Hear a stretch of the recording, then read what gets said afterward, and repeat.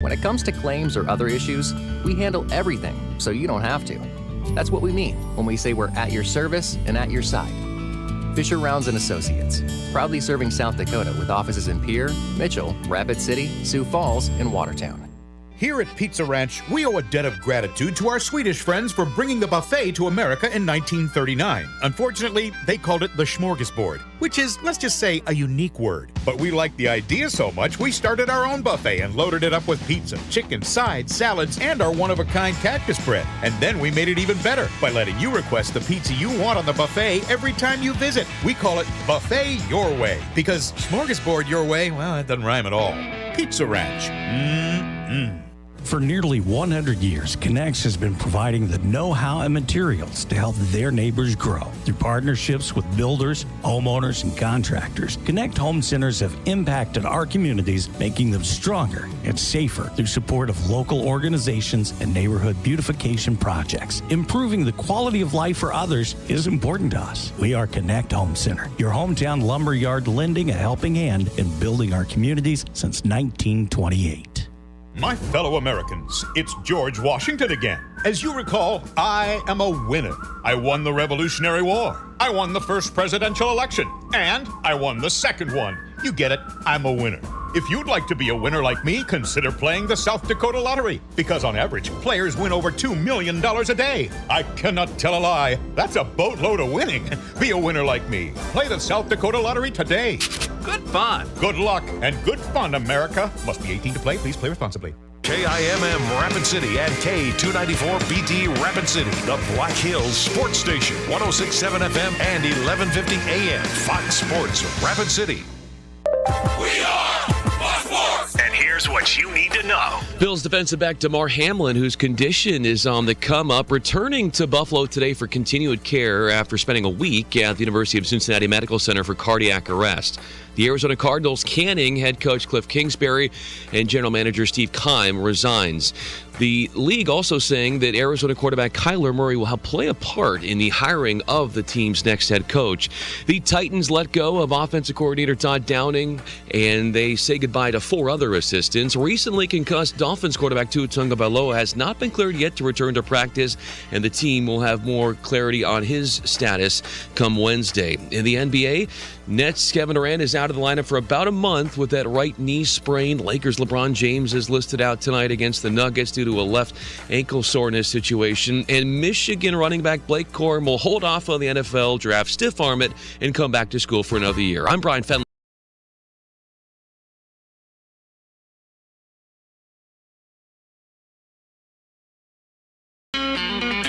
It's time for South Dakota's Sports Talk Show. This is the Nate Brown Show, featuring live callers, live interviews, and thought-provoking sports talk. From the biggest national names to the hottest local stories. Welcome to the Nate Brown Show on Fox Sports Rapid City. Here's your host, Nate Brown.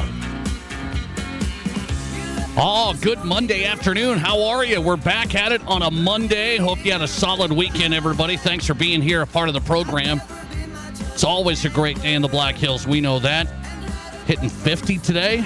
I'll take it. I'll take it. Beginning of January. What a Monday here. A reaction Monday on the Nate Brown Show. It is South Dakota Sports Talk Show live on Fox Sports Rapid City. If you haven't been a part of the show, welcome in. 106.7 FM, 1150 AM. Stream us all the time. FoxSportsRapidCity.com. The Nate Brown Show brought to you in part by Black Hills Urgent Care, my official urgent care. Me and my family go there every time you start feeling sick. Get into Black Hills Urgent Care, physician-owned, and when you need care, they'll get you better quicker. Black Hills Urgent Care, 2 locations on Haynes Avenue and Mountain View Road. Open 7 days a week. No appointment needed. Walk right in.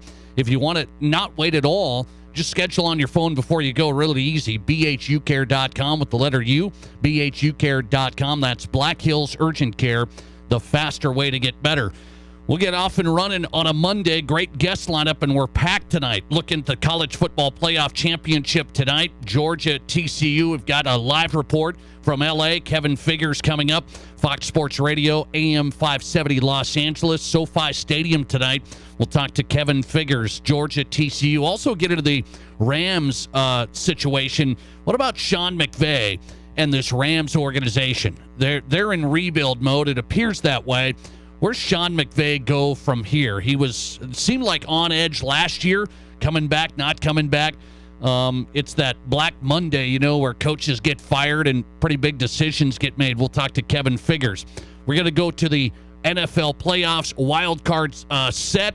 Jason Hirschhorn's on tonight. We'll go through every matchup, get his take, NFL writer for SB Nation. And, of course, a Reaction Monday. You know what we've got to hit. The Jackrabbits, the national champions, FCS playoff. They roll through it. They beat the Bison, North Dakota State. The first time that North Dakota State's lost in Frisco ever. They've won 9. They couldn't get 10. The Jacks beat them yesterday. I hope you watched it. 45-21. They got up early, dominated the whole game, was never in doubt. I mean, never in doubt. Big game for the Jacks. Matt Zimmer covered it all season long. South Dakota State Jackrabbits writer. We'll talk to Matt Zimmer live from Sioux Falls as he's getting back. Also, Matthew Collar's on from the Twin Cities. Vikings in a Sunday afternoon matchup against the Giants. Matthew Collar with the wild card preview for the Vikes Giants, purpleinsider.com from Minneapolis.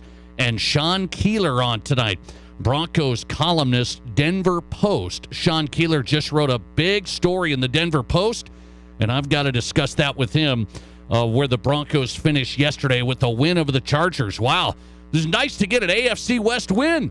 Would have been nice to avoid this pizza party, but nonetheless, we got the AFC West win yesterday. Just not enough to not throw that pizza party for you all. So a busy Monday show. We got a lot to cover. We'll do our best here. 720-1067 is our number if you want to join us on the studio line this Monday. 720-1067. Your reaction, come on in there. And the Barron's Wilson text line ready to go. 720-1067. 720-1067 on the Barron's Wilson text line. Okay, today, you know what I have to start with. There's not enough people in this state, media-wise, talking about it, especially West River. And I've been trying to focus in on this because I don't know if we appreciate the growth, the progress, the national notoriety that South Dakota State has really captured from women's basketball first, getting into the tournament years ago, men's basketball getting into the March Madness tournament. Then you saw USD coming along, same story on the basketball side. They've made some great progress and turning heads when it comes to the women's basketball tournament on the USD side. But South Dakota State has grown and has grown on the national scale and has now hit another level. And I said, not only I don't know if the national perspective is good enough because we got, thrown into an NFL Sunday on ABC, the FCS National Championship. So there's not enough attention paid to this. But I even think in this state, you've got the East River is the East River. Sioux Falls, Brookings, the I-29 corridor.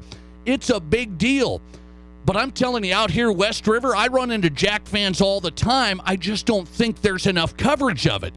I think this is a massive accomplishment and a massive deal. How big was it?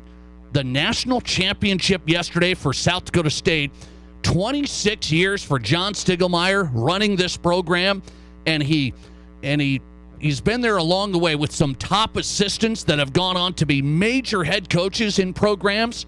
John Stiegelmeier's been constant, continuing to compete. They won it in D2, and then you go all the way back. Let's start with this. South Dakota State, FCS national champions. How big is it? Let's just go all the way back when South Dakota State announced they were going to go Division I. Do you remember the reaction to that? Essentially, some folks throughout the state said, South Dakota State? They're going to go Division I, like trying to play with the big boys? Why would we do that? We're on top in Division II. We have these great rivalries in Division II. We don't. That was the reaction. You go years ago. Some folks that see the vision, it's not everybody that is naysayers, but you know how that goes. Whenever you try and look forward, whenever you try and build new things, whatever it is, there's always the folks that say, I think South Dakota State's fine in Division II, winning consistently in Division II. This is going to be so much money, so many resources. South Dakota State's not going to be able to play with the big boys in Division I. That's what I wanted to start with today. When you see the progress, when you see the growth every year, and by the way, it's been a long time coming. North Dakota State has owned this picture, as we all know. I mean, they've owned it. You don't beat North Dakota State in the national championship. Not South Dakota State, not anybody. So I start all the way back as I reflected on it, as I've talked to John Stiegelmeier over the past 5 years consistently on the show. I've gotten to know him a little bit. You get to know him off air a little bit.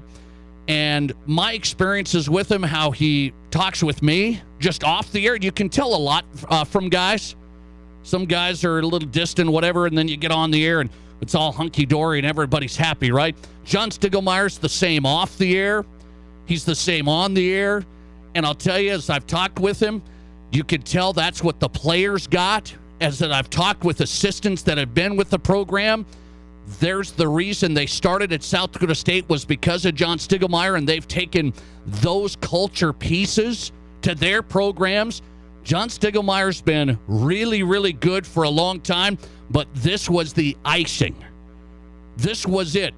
And let me tell you, it wasn't just handed to him. South Dakota State, I believe now, you can tell me, well, look, there's not as many FCS teams. South Dakota State's dominant up there. Now listen, when there's not as many good teams spread around, that means everybody wants to go where? To North Dakota State. North Dakota State had a stranglehold on FCS football. They had a stranglehold on it until John Stiegelmeier and the South Dakota State program continued to build, do it the right way. Steps were made. They beat the Bison in the regular season years ago. Couldn't get them in the playoffs. That's happened over the years. They kept building. I think it got harder to try and take down North Dakota State. The Bison have been untouchable in the FCS. They've been untouchable. Winners of 9 championships. They haven't lost in Frisco. So I don't think it got, well, maybe it got a little easier. I think it got harder, and I credit Coach Stig and the program for working through this whole scene of taking down the top dog when that top dog, it was a stranglehold. You think Alabama's had a stranglehold on the FBS. It's nothing compared to North Dakota State. Taking down the Titan like that, massive, massive accomplishment. I look at it, I say this as well. When South Dakota State wins, I want to look and say, okay, how did they do it? Who did they do it with? 29 kids from South Dakota on the roster. To me, that makes a big difference. And I know you can't have an FCS #1 team and an FCS national champion with all South Dakota kids. 29 kids on the roster, and we're talking major stars that impacted the game in the 45-21 win yesterday. Jaden Yonke, Jackson Yonke out of Madison. That just hits me different. Why? Because I'm covering these guys in high school. Go back in the day. I'm sitting here covering Jackson and Jaden Yonke at Madison when they're playing football against STM, when they're playing tournament basketball against STM. Those kids, those types of things hit me different. Timber Lake's Tucker Kraft. Not only does he become a top NFL prospect, but then he's offered hundreds of thousands of dollars, Tucker Kraft, to go to one of the big schools, an FBS school. Hey, this guy's an NFL prospect. There was NIL money being thrown his way in the offseason. They said, why don't you come here and play with the big dogs in the FBS? And Timber Lake's Tucker Kraft said, I came to South Dakota State. They gave me the chance. I'm sticking it out, and I'm going to play with these guys. And he finishes it out. Now he's going to go to the NFL draft. When you've got guys like that play with the team they joined, stay with the team they joined, that's a big deal to me. Today, why? Because what do we complain about a lot in college sports now? The transfer portal, kids aren't loyal, kids aren't bought in. It's not team first anymore. And it seems like with the South Dakota State guys, it is. I mean, there's hardly anybody that's left this program as they've gotten really, really good. Coach Stiegelmeier and that staff's brought in really good players. Players that could be in the FBS. And they've stayed with South Dakota State. That one is a big deal to me because it's so rare today. Just look across the programs. North Dakota State lost players, starters on their team this year to the transfer portal just a month ago. This is a North Dakota State team that's trying to make a run for a 10th national championship, and the Bison lost players that were contributing for them this year. That didn't happen at South Dakota State. I think that says a lot. I think it says a lot. 29 kids from the state. Players stayed to do this, and now players are even coming back to try and do it again. The Yonke twins were kind of debating what to do. The Yonke twins didn't have to come back to South Dakota State. They said, we're going to come back one more year. Why not? Let's try and come back one more year. And so I'll point out, from the time where it was Division II, winning in Division II and taking the big leap, a lot of folks in the state said, yeah, this is too much. Biting off more than you could chew. Jackrabbits national D1, and then the steps were taken, and it went to March Madness. You saw the teams get into the basketball tournament. That all of a sudden woke everybody up like, wait a second, oh, this is kind of a good deal. We get in the March Madness tournament. Now the FCS Football National Championship means what? I've asked a couple of people, what's bigger? What's bigger? The win yesterday, winning the FCS National Football Championship over NDSU, or when the teams go to the March Madness tournament? I think some of you may have a different answer to that. I think a lot of people want to say, well, going to the March Madness tournament, you're on CBS, you're in the NCAA men's and women's basketball tournament. That's bigger. I'm going to tell you, from a marketing standpoint, branding standpoint, you're probably right. More eyeballs, more awareness, but you're a part of that 68-team field. That's fine. This was different. It shouldn't have been on a Sunday, on NFL Sunday, and buried, and everybody around here was in it, but it was buried, okay? But it still is different. This accomplishment is a national championship against all FCS programs. Getting in the tournament's a big thing. You win your conference, you're in the tournament. We've done that. It can put your brand on a national level that maybe even an FCS championship can't. But 3 hours on ABC, I wish it wasn't buried on a Sunday, and it's the national championship win over a 9-time champion. That's what makes it big time to me. I think for South Dakota State in a sports accomplishment category, this is the biggest one by far to me. It's not just, the March Madness tournament is what it is. That's a big, big deal. You win your conference Summit League, you're in. It's from a sports accomplishment standpoint, winning a national championship by taking down the best of the best, which nobody's been able to do. And the Jackrabbits did it. 29 kids from South Dakota. I love it. Listener text coming in, 720-1067. The whole Missouri Valley Football Conference needs to jump to FBS. That's the progression of the entire conference. Well, and that's interesting because people say, well, North Dakota State, they've won 9 championships in football. When are they going to jump up and go to the FBS? You wonder if that's been just on the mind at all of South Dakota State with the progress they've made. People were telling me, look at the South Dakota State team. They almost beat Iowa in the Big Ten. They just had a couple of balls go this way, and they lost by 4 to Iowa in a snot knocker defensive slugfest. Okay, it was a slugfest. This Jackrabbit team, could they play in the FBS? I'm not going to go there yet because why? There's a lot of things that have to happen. Conferences have to invite you in. You've got to look at the dollars, not just on the football side. Can you do it in all sports? North Dakota State, they had some good things going. They haven't been invited by anybody. Not the Mountain West, not anybody. So North Dakota State's thinking, well, maybe we could jump up. South Dakota State's probably right there too. The difference will be, will there be more changes in the FBS level? That FBS level where the Pac-12 could change, the Big 12 could change, the Mountain West could change. Will FCS football change with that? We might be seeing the beginning stages. You just never know where South Dakota State, North Dakota State, some of these great programs, should they be ready to go? Probably, because the as good of football teams as they've had, you don't want to play South Dakota State, let me tell you that. Really, nobody even in the Mountain West, and I'm a Mountain West fan, nobody really even in the Mountain West wants to play South Dakota State. It's a massive deal. I'll say this one more. South Dakota State went on the national championship. Coach John Stiegelmeier, 26 years, and he pretty much kept everybody in this program. That's different this day and age. The transfer portal is a mess in a lot of places. There's kids that go to a school, I'm not playing, or I'm playing way better than this level, so I'm going to go somewhere else. It happens over and over and over.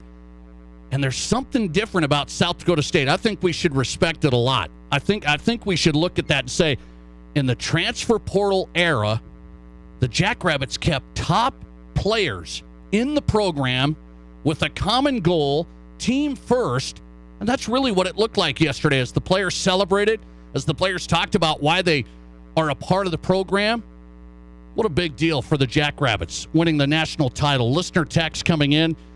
They need to bust in the door with the whole conference, jump up to the FBS, the whole conference. Well, it's interesting. There's some good programs in the Missouri Valley. There's some good football. It's the best FCS conference in the nation, right? So the Missouri Valley, I don't know if some of these schools can get there. I don't know if they can get there from a monetary standpoint and various sports getting there to the FBS level. Football feeds the bulldog.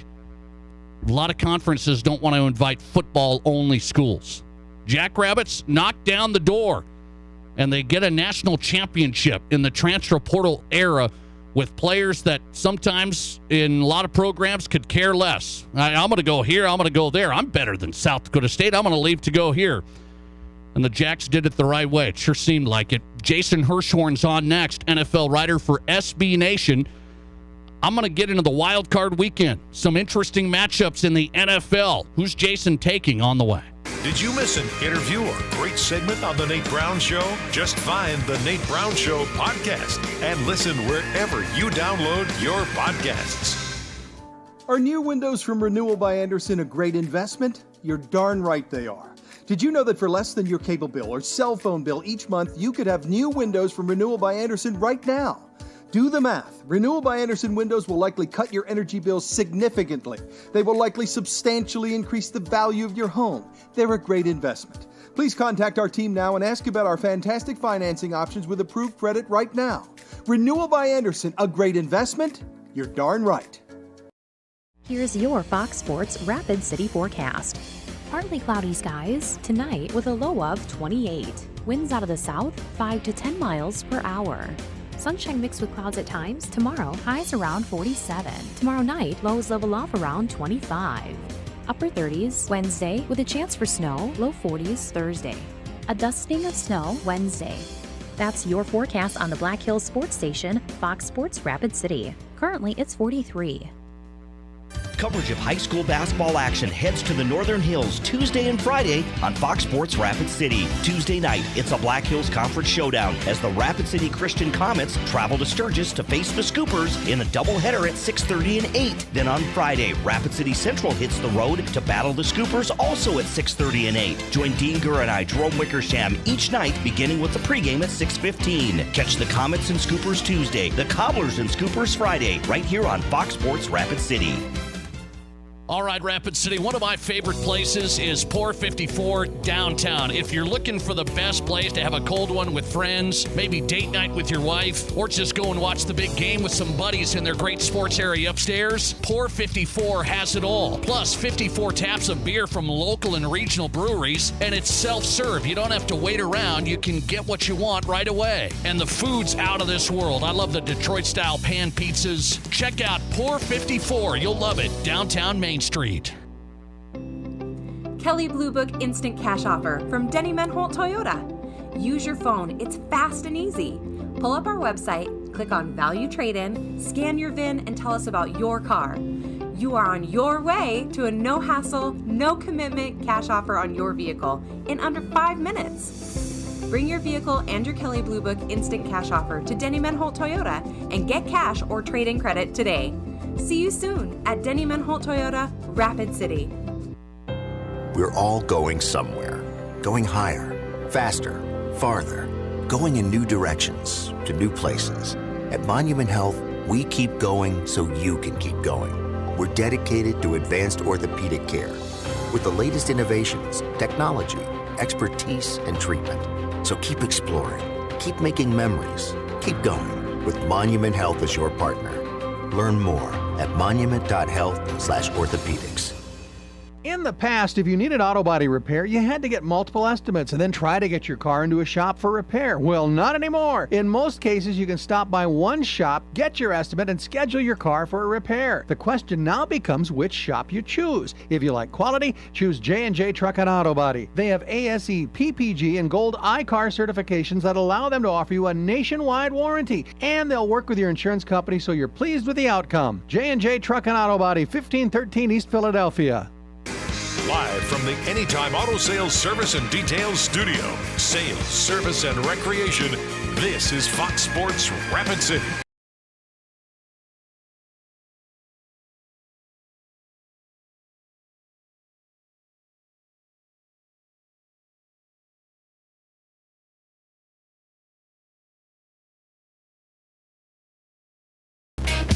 Hey, welcome back in. Off and running on a Monday, a Reaction Monday on the Nate Brown Show. The South Dakota State Jackrabbits, FCS National Champions.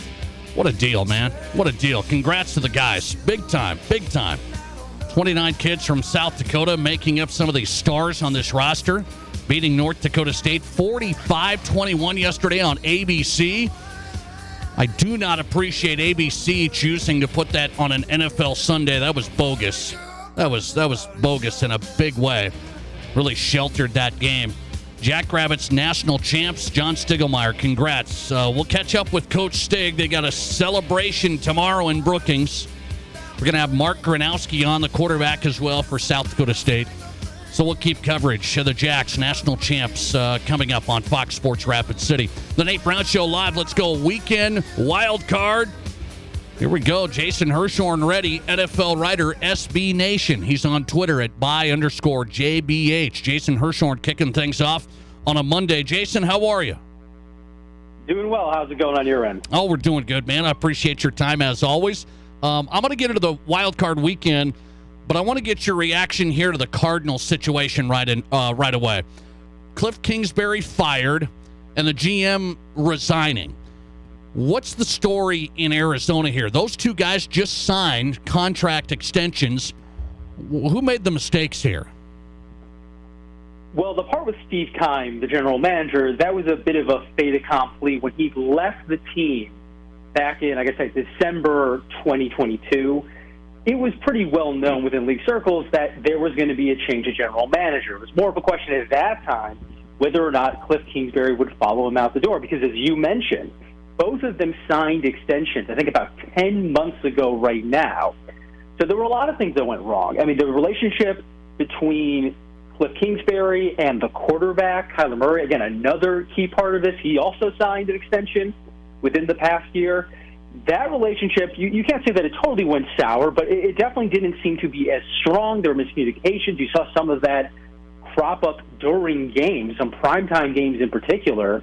And I think team management looked at this and said, do we need a more substantial reset? Kyler Murray is unlikely to be ready for the start of the regular season, even with all the money that is guaranteed to Cliff Kingsbury and to Steve Keim. Keim's been there for a long time. He's had multiple head coach hires. If they were going to consider moving on from Kingsbury, maybe it made sense just to clear the decks altogether, get some new voices in the room. That obviously is the way they ultimately went.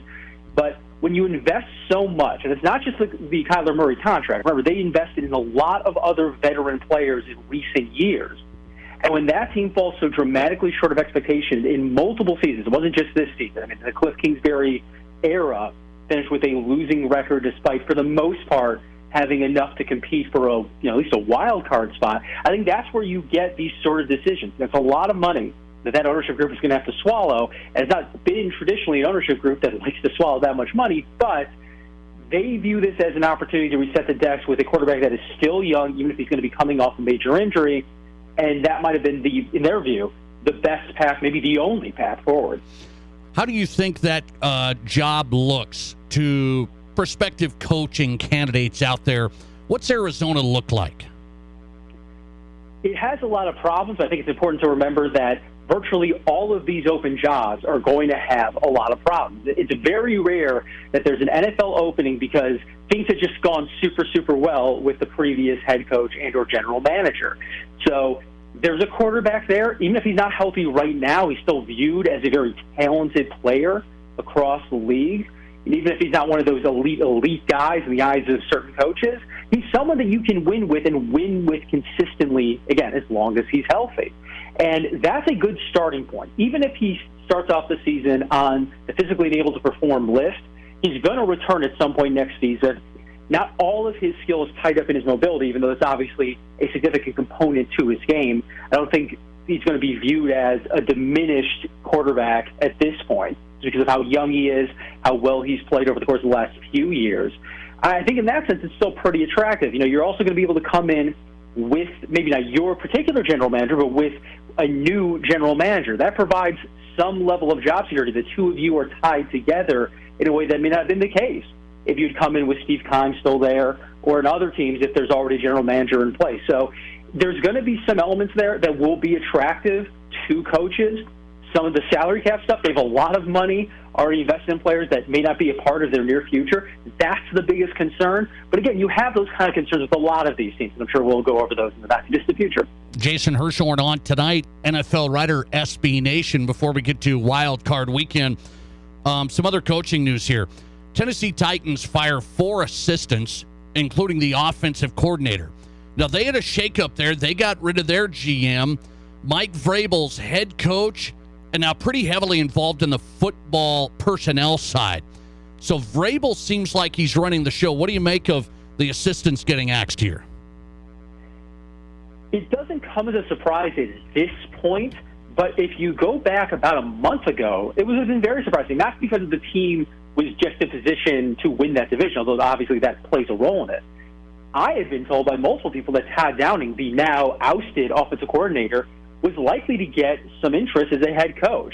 I know this is something that we see, right? Like the last month of the season can really color the impression of the league on a lot of coaches, good or bad. But it was really a problematic final run for the Titans. It's not just that they fell out of the division race, and they fell out of the division race, but they did not win the division crown. It's that everything just toppled over. You have the general manager who gets fired in the middle of the year. We still don't really know all the details of that. There's a lot of assumption made that Vrabel played a role in that. Maybe he did. I have not heard anything definitive on that front. There's potentially other stuff going on there. In that sense, it's a bit of a mess. And I don't really know what that team's going to look like moving forward. They have a big decision to make this offseason on Ryan Tannehill. If they decide he's not part of their future, that becomes extremely murky because we did not see a lot out of Malik Willis, their third-round pick quarterback. If it's another year in the NFL, maybe he'll be better, but this is a team that chose to start Josh Dobbs over him, a player who had just arrived there about a week before his first start. So a lot of weird stuff going on in Tennessee. It's been a very successful organization of late. Mike Vrabel deserves a lot of the credit for that, but he's going to have a lot on his plate this offseason to sort of correct those errors and those mistakes that have been made. And I don't know how many great options they're going to have for replacing some of the players that they're going to have to move on from. Let's talk about last night. Packers lose at home to the Lions. They needed to win to get in. How bad of a loss was that for Aaron Rodgers? I don't really know because, frankly, I don't know that Aaron Rodgers knows. If that's the last game he plays, whether in the NFL altogether or for the Packers, it's going to feel very similar in certain ways to the way that the Brett Favre era ended, and not just because it ended on an interception, but because of the sort of this was supposed to be a big moment for that team. You know, they had come back from a lot of adversity from the middle of the season, and all they had to do this week was win and they go to the playoffs. That didn't come to fruition, obviously, but I don't really know how big of a moment this is ultimately going to seem come next year. I don't really think right now, based on the little bit that I've heard, that the team expects Aaron Rodgers to retire. That's not a definitive thing. This situation can change, obviously, especially as we get further and further into the offseason. But I think he's probably going to be back, and I think we're going to look at this team not like we did a year ago going into the 2022 season, but a team that still has a lot of talent. You know, Matt LaFleur just spoke to reporters. He said that he's not planning on having a lot of staff changes. That is, again, another sort of soft indication that he expects a lot of these things to be back in place for the 2023 season, and that could look very different. The schedule will be easier for them. They will also have a receiving core that's not predicated primarily on rookies. Those players will have a full year of NFL experience under their belt. They'll have opportunities to add to that group. The defense will get some more talent, too, depending on what they do in that secondary. So I don't know what the future looks like for that team, and until we determine that, I don't know how we can really put this performance into full perspective. Okay, a couple of thoughts, Jason, on Wild Card Weekend. Seattle kicks things off Saturday against San Francisco. 49ers have been on fire. Pete Carroll's had a great record against San Francisco. Is there a chance there the Seahawks can beat the 49ers? Yeah, and the path to victory most likely goes through a poor performance for the 49ers quarterback, Brock Purdy. He has played extremely, extremely well for the last player selected in the 2022 NFL Draft, and he deserves a ton of kudos for that. Kyle Shanahan and that coaching staff deserve a ton of kudos for getting him both ready to play and playing at a very high level, especially considering the circumstances. But it's still a rookie quarterback in his first playoff game. And we see this time and time again, even with players that come in with a lot more pedigree than Brock Purdy. It's just a very different kind of atmosphere with a lot of different pressures, and young quarterbacks who don't have a lot of experience in those circumstances tend to have a hard time. If Brock Purdy struggles, that offense has other levers it can pull, right? Like there's so many talented players around him. They can sort of build the entire plane out of special plays with Christian McCaffrey, with George Kittle, if he's healthy, Deebo Samuel. Like they have other levers they can pull, but if the quarterback is not playing well, you're going to give the other team an opportunity to win. That is what I think is going to happen for the Seahawks to really pull off an upset here. I mean, the Seahawks are talented, but on paper, I think we all know that the San Francisco 49ers have so much more going for them. So Brock Purdy is really going to be the X factor here. If he plays confidently, I think the 49ers are going to win and win comfortably. If he struggles, which, again, a lot of young and experienced quarterbacks do in the postseason, that's where things get interesting. Okay, Jason Hirschhorn, SB Nation, national NFL writer. Give me your read on the Vikings-Giants Sunday. Is that a good matchup for the Vikings? It is. The Vikings have, over the last however many weeks, I think, been exposed for being a team that, yes, has been very good circumstantially, like in those red zone situations. I know Kevin O'Connell, the head coach, has really talked about how they focus on those sort of like the 2% margin benefits that they can get there. But it's still a team that has had a really hard time pulling away from opponents. Conversely, the Giants are kind of the wild card version of that team, right? Like they had, especially early in the season, a lot of really impressive upsets by very small margins. And on paper, they're obviously far less talented than the vast majority of teams that you're going to see even in like the periphery of the wild card picture. So I think in that sense, it gives the Vikings a benefit. They're looking at a junior version of themselves. They have a talent advantage. They also have an experience advantage at quarterback. Kirk Cousins has been there multiple times. Daniel Jones is very experienced when it comes to playoff football. So you combine all those things, and yeah, I think this is a game that the Vikings could actually look very, very good in, even though the Giants have maybe looked silly for saying such things in the past. But it's going to get a lot harder for the Vikings after that if they do advance. I just don't think at this point we can call them one of the best teams in the NFC, despite having that really, really good record. But for this week, that matchup with the Giants, I think, is very advantageous for them. Jason Hirschhorn kicking things off on a Monday. Super Wild Card weekend coming up. SB Nation national writer. He's on Twitter. Follow him at @by_JBH. Jason, thanks for getting us going. I appreciate the time. Anytime. Thanks a lot. Jason Hirschhorn kicking off the Monday show. NFL writer SB Nation on Twitter at @by_JBH. Likes the Vikings' chances against the Giants. You have to. You have to, right? Nothing's a gimme here, by the way. The Bills over the Dolphins, that's a gimme. Did I just jinx the Bills? But the Bills over the Dolphins, that's a gimme.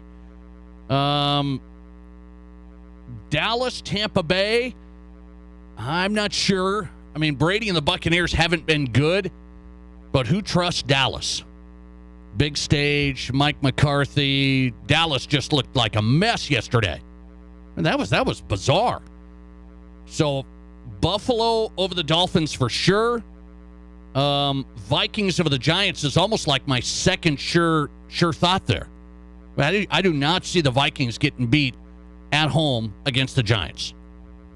The Seattle-San Francisco thing, you would think, 49ers, easy. I don't know about that. That NFC West stuff is wild sometimes. Pete Carroll's record against the 49ers is really good.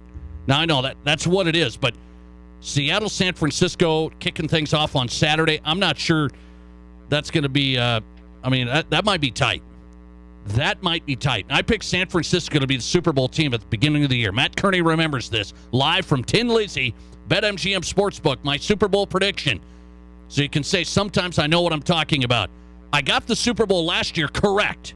I got the matchup correct and the winner correct, the Rams, somehow, some way. This year, what did I say? 49ers, Chiefs. That would be a rematch of a Super Bowl just a few years ago. I said 49ers, Chiefs. Not so sure I feel as good about that coming to fruition through the playoffs, but they're both in it with a shot. Let's go to L.A., site of the national championship tonight, Georgia TCU. Kevin Figures is on Fox Sports Radio, AM 570 Los Angeles. We'll get into the national championship, and I want to get his take on Sean McVay, who said today he doesn't think he's done with coaching.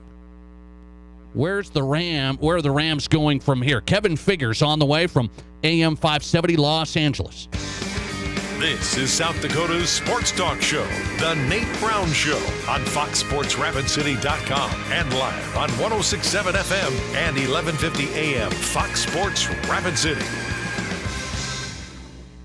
In 2023, First Gold Gaming Resort continues to be Deadwood's most rewarding gaming destination. Every Friday through Sunday, win your share of $8,600 in promo play through hot seat drawings. Don't miss the Lucky $7,000 giveaway on Saturday nights, where we draw for $1,000 cash winners every hour from 5 till 11 p.m. And on Saturday, January 28th, it's the GOAT of all giveaways, the $18,000 Golden Cash Blast. First Gold Gaming Resort. It's where Deadwood begins and the winning never ends. What can Elevate Performance do for your athlete? Brandon Drum, D2 lacrosse player at Mars Hill University. I started going to Elevate Performance for problems with my knee, and after working with Britt, he identified some other issues that helped me prevent severe injury. Elevate's strength and conditioning program also helped me perform at a much higher level. My goal was to play college lacrosse, and I am thankful for Britt and Elevate for helping me achieve that goal. Elevate worked with me on a personal level and helped mold me into a stronger athlete. Get your athlete started at ElevatePerformanceSD.com. Hey sports fans, it's Rob from the Firehouse Skybox, inviting you to make us your home for the NFL this season. We really wanted Rapid City to have a premier sports bar with great service and great food, and that's why we started the Skybox. We have 35 big screens, we'll show every NFL game all season long. Plus we'll have great specials for you to join us on Monday nights, Thursday nights, and all day, of course, on Sunday. The Skybox has the best food and the best experience for NFL football. Check us out on game days, and we look forward to serving you at the Skybox above the Firehouse in downtown Rapid City. We all know life's busy, and if you get sick, you can get behind pretty quick. That's where Black Hills Urgent Care comes in. No appointments needed, no long waits, just fast, affordable care to get you feeling better quicker. Black Hills Urgent Care has 2 locations in Rapid City on Haynes Avenue and Mountain View Road. You can simply check in online at bhucare.com. That's with the letter U, bhucare.com. When you need care, see the team at Black Hills Urgent Care, the faster way to get better. If you have a Mercedes, Audi, Porsche, BMW, Volvo, or any other high-end import, you might think you have to take your car to Denver or further for service. Hi, this is Martin from Al's D&I Repair. Don't plan your life around taking your car for service in a town 400 miles away. Bring it to Al's D&I Repair. Our technicians are trained to work on those complicated cars, and we also have the tools and equipment so they have everything they need to make sure your car is working perfectly. Call Al's D&I to set up your appointment at 348-1447. From the kennel to the coop, whatever the season, Fleet Farm has everything to keep your animals happy and healthy. From training your pup to sit season, to mastering those retrieval skills season. From clipping your horse for competition season, to keeping the backyard birds well-fed season. And of course, loving your pets like family season. There's a reason people say, if Fleet Farm doesn't have it, you don't need it. Because we have it all. Fleet Farm, built for real life. Hi, it's Colin Coward. Great to be in the Black Hills. Getting heard weekdays 10 to 1 on 106.7 FM and 1150 AM. Fox Sports.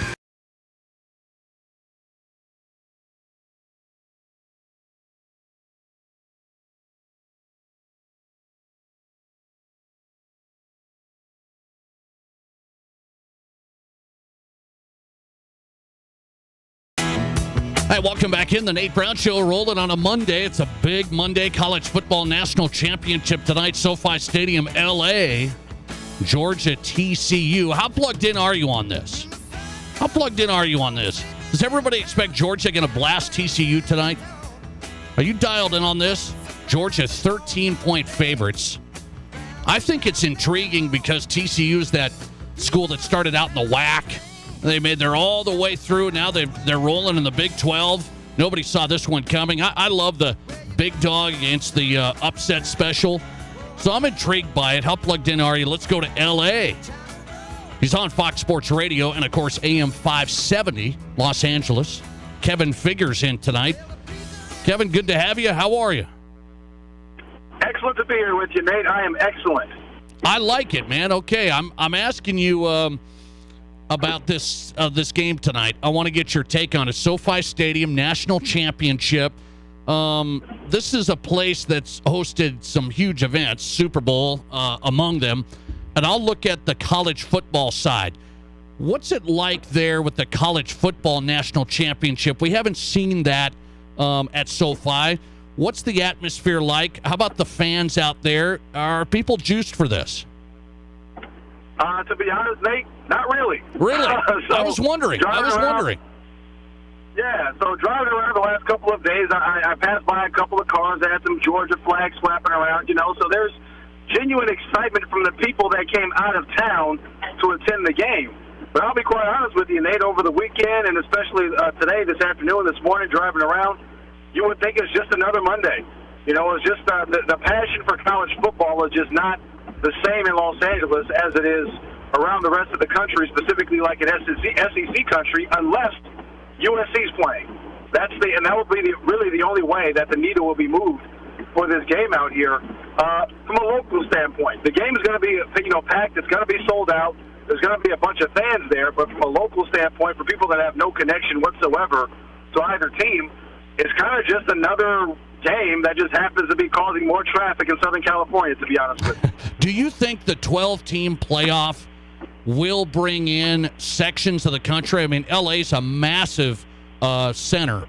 Will that bring in the USCs, some of these programs and fans along the way across the country? Yeah, because I think it nationalizes the game more. College football for so long has been a regional sport. But I think now, if you're going to have 12 teams in, look, if it was a 12-team playoff, USC would have been in. It would have been in the playoff. You know what I mean? So you're bringing in a bunch of different markets from different parts of the country that everybody can kind of converge on.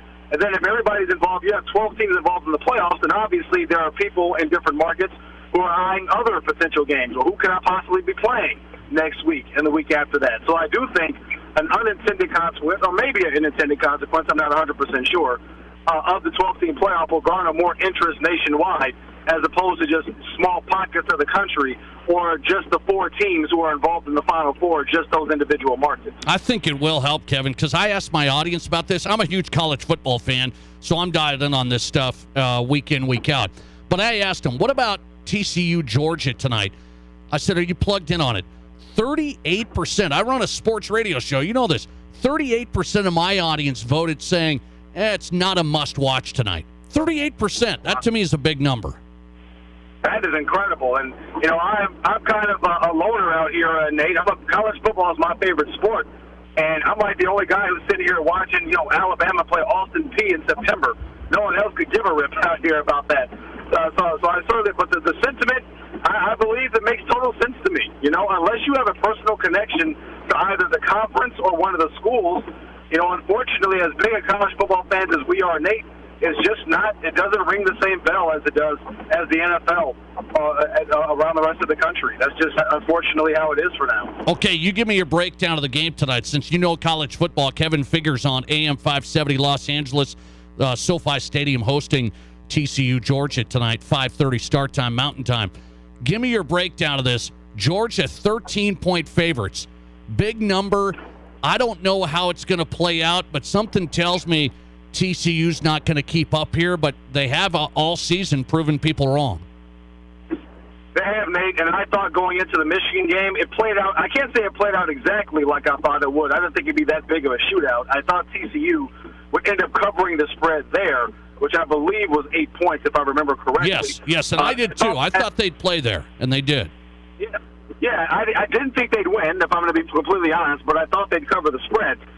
In this game, I think it's just completely different. I thought Michigan, their roster, matched up better with TCU. I thought TCU would be able to keep up with them, but Georgia is a completely different beast. Completely different beast from a talent standpoint, and I think Georgia got a wake-up call in their matchup against Ohio State. And I think they might have taken Ohio State a little bit lightly coming out, and that's why they got out to such a slow start. They're not going to do that today against TCU. So I think TCU kind of hangs in there for a half, possibly. Maybe you're looking at a 10-point deficit at halftime, something like that. But I think once the second half starts, Georgia's talent is just going to overwhelm them. Okay, I'm with you on that. I don't know how it'll go. We'll see. I think Georgia's going to roll in this one pretty good, I think. I'm rooting for TCU. I want to see the smaller program make an impact. Kevin Figures on from L.A. So let me go to the NFL and the Rams. Bad season after winning a Super Bowl. Some injuries, I get that, but it was kind of rough before that. What about Sean McVay and his future? He said today, I think that was this morning, not done coaching. Do you believe that? I don't know. I don't think he's done coaching for the rest of his life, Nate.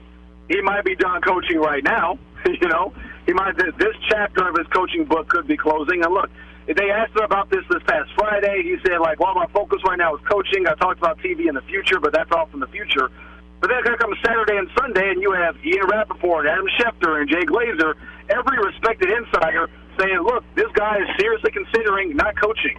So not to call Sean McVay a liar, but if you're asking me who I'm more inclined to believe, I'm going to believe these insiders who are pretty well dialed in over anything that Sean McVay says. Now, I know yesterday after the game he was very non-committal and said, I'm not answering questions about my future. If you want to talk about the team and the future of the team, I'll talk about it. So he could have really quashed it then. He could have said, I'm the head coach of the Rams. I'm going to be the head coach of the Rams, and I'm not going anywhere. And the fact that he has not said that definitively raises doubt as to whether or not he's going to remain with the team. So if you're asking me, Nate, what my opinion is, whether or not he's going to be the head coach of the Rams going into next season, I think right now my answer is no. Is that right? Okay. If that's the case, you know, reports last year say he almost hung it up, Kevin. He came back because they win the Super Bowl. It's like, oh, you know, we got to come back. Let's see what happens. So why do you think a young guy like him is ready to, you know, take a break, I guess? Maybe it's the family thing. Maybe it's the TV money or all of it. But young guys like him used to not do this. Yeah, well, it's a combination of things. I do think, and his wife has talked about some of the trauma she's been through. She's from the Ukraine, and tried to do a lot of charitable efforts to help the people over there, and that's something that Sean was very wrapped up in as well. So that's an issue outside of football that has occupied a lot of his time throughout this past year. And then I do think, to a certain degree, you mentioned him flirting with it last year, walking away. He might be a little burned out, and I do think it's a little bit of a change in mentality for coaches nowadays. If I'm burned out and I think that my performance might slip or I'm not doing right by the franchise and my focus, my energies, maybe it's best if I just step aside for a little bit, do something that's a little bit less stressful, like going into the television booth if that option presents itself, while having the knowledge that Sean McVay, once he's ready to come back coaching, he can have pretty much any job that he wants. So he's sitting from a pretty privileged seat at this point in time. He doesn't, why should I stick around if the passion isn't there? And look, to be fair, he knows a rebuild is on the horizon. Now, some people might look at that as he's cutting and running in times of adversity, and I certainly understand that sentiment. But I don't think that's the reason, and it's because of what you brought up a second ago, because he flirted with this last offseason. Kevin Figures tonight, AM 570 LA, Fox Sports Radio. He's on Twitter at KFig1. SoFi Stadium College Football National Championship. Getting ready to go from LA. Kevin, good stuff, man. Thanks for hopping on. No problem, Nate. Anytime. Take care. All right. Appreciate your time. Kevin Figures with AM 570 Los Angeles. And you hear him right here on Fox Sports Radio as well. So I asked my audience that question. I just had this on my mind. How plugged in are you on the College Football National Championship tonight? How plugged are you? How plugged in are you? 62% saying I'm pumped for it. So I'm good with that. I mean, I asked sports fans, but I thought that would be, what if I said NFL playoff wildcard weekend? What do you think that number would be? It'd be huge. So 62% say I'm pumped for TCU Georgia tonight. 38% say, not a must watch. That's really interesting to me. From a college football standpoint, I think the 12-team playoff is going to be better and better, more than people think. More engaging, more games that matter, and then we're not just going to be like, oh, okay, Final Four and Georgia's in it. Okay, good. I think you're going to have more interest in the postseason in general. I think college football right now, kind of has an issue there. Thanks for calling. You're live today, and you go ahead. Hey, Nate. How you doing tonight, buddy? What's up, man? Hey, not too much. 4 quick things. Guy had a real good point about about the 12-team playoff getting more regional interest. Yes. Because right now it's just like SEC and Ohio State. So, pretty much, yeah. So anyway, that's going to be good. Second thing, I am pulling for TCU. Yes. I love a good underdog. I'm with you on that. Big time. Third thing, I have to do it before all hope is lost. Actually, 5 things, I guess. But third thing is, Green Bay lost. Yes, thank you. I'm with you on that, too. I'm with you. And then fourth thing is, with that said, Vikings are going to lose by at least 10. Oh, come on. No. Yep. Oh, yeah. Oh, 100%. come on. They lay an egg in the most important games every single time. But I will be happy if they win, but they're not going to. And then the fifth thing is, when's the pizza party? Oh, that's a good one. I was waiting for that one. Yeah. I'm figuring that out. Just give me a little time, All right, give me a little time. Thanks, buddy. Right on. All right, have a good night, man. Thanks for getting in. McJudgerson in. 5 things. Can we do that all the time, McJudgerson? We could do that all the time, right? Hey, 5 things from McJudgerson, just rapid fire. That was solid. Solid call. Didn't get fumbled up or anything. And he just had to cap it off with wins the pizza party for the Broncos, finishing last in the AFC West. By the way, speaking of the Broncos, I'm going to tell you something about the Broncos. And if you know football, you will agree with me. That's next. From high school to college to the pros, this is the Nate Brown Show on 106.7 FM and 1150 AM Fox Sports Rapid City. for all your office, shop, and storage needs. Contact Quality Commercial Properties, LLC at Samco Business Plaza. Quality, affordable, reliable. For the best rate, best facility, and best customer service, it's Quality Commercial Properties, LLC at Samco Business Plaza. There really is nothing better on the west side of Rapid City. Call 605-721-9777. Quality Commercial Properties, LLC at Samco Business Plaza. Hi, this is Cody Young at High Plains Physical Therapy and Aquatic Therapy Center. I started High Plains PT in 1999, and we've been providing personalized care in Rapid City to help our patients get back in action. Remember, you have a choice for who you go to see for physical therapy. With our state-of-the-art Aquatic Therapy Center, we are equipped to help you achieve your health goals. At High Plains, we'll give you the one-on-one treatment you deserve. We look forward to working with you at our new facility. To get started, visit highplainspt.com. So, I just got the State Farm Personal Price Plan on my car insurance. So you told your agent you play the bagpipes for your dog? What? No, I didn't get that personal. My agent just helped me create an affordable price just for me. Okay, let me show you what I've been working on. Hey, Buster! Contact me, State Farm agent Scott Carlson, to create your personal price plan today. Prices vary by state. Options selected by customer. Availability and eligibility may vary. Hey, it's Chris Broussard. Remember to catch the Odd Couple weeknights from 6 to 8 p.m. right here on Fox Sports Rapid City. And now, let's get back to Rapid City Sports Talk Show, The Nate Brown Show.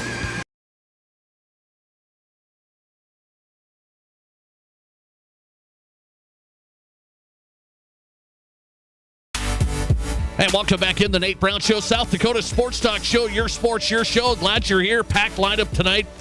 We're going to talk to Matthew Collar in the Twin Cities, get a preview of the Vikings-Giants.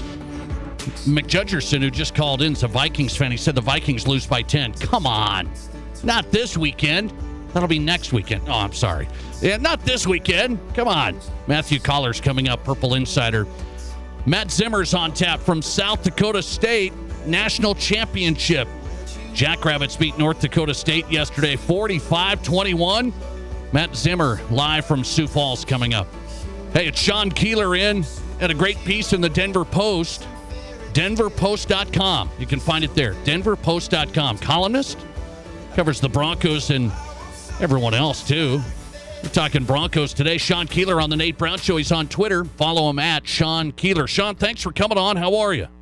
Thank you for having me. Happy belated New Year to you, Nick. Happy New Year to you. I got to tell you, I liked your piece in the Denver Post. I really did.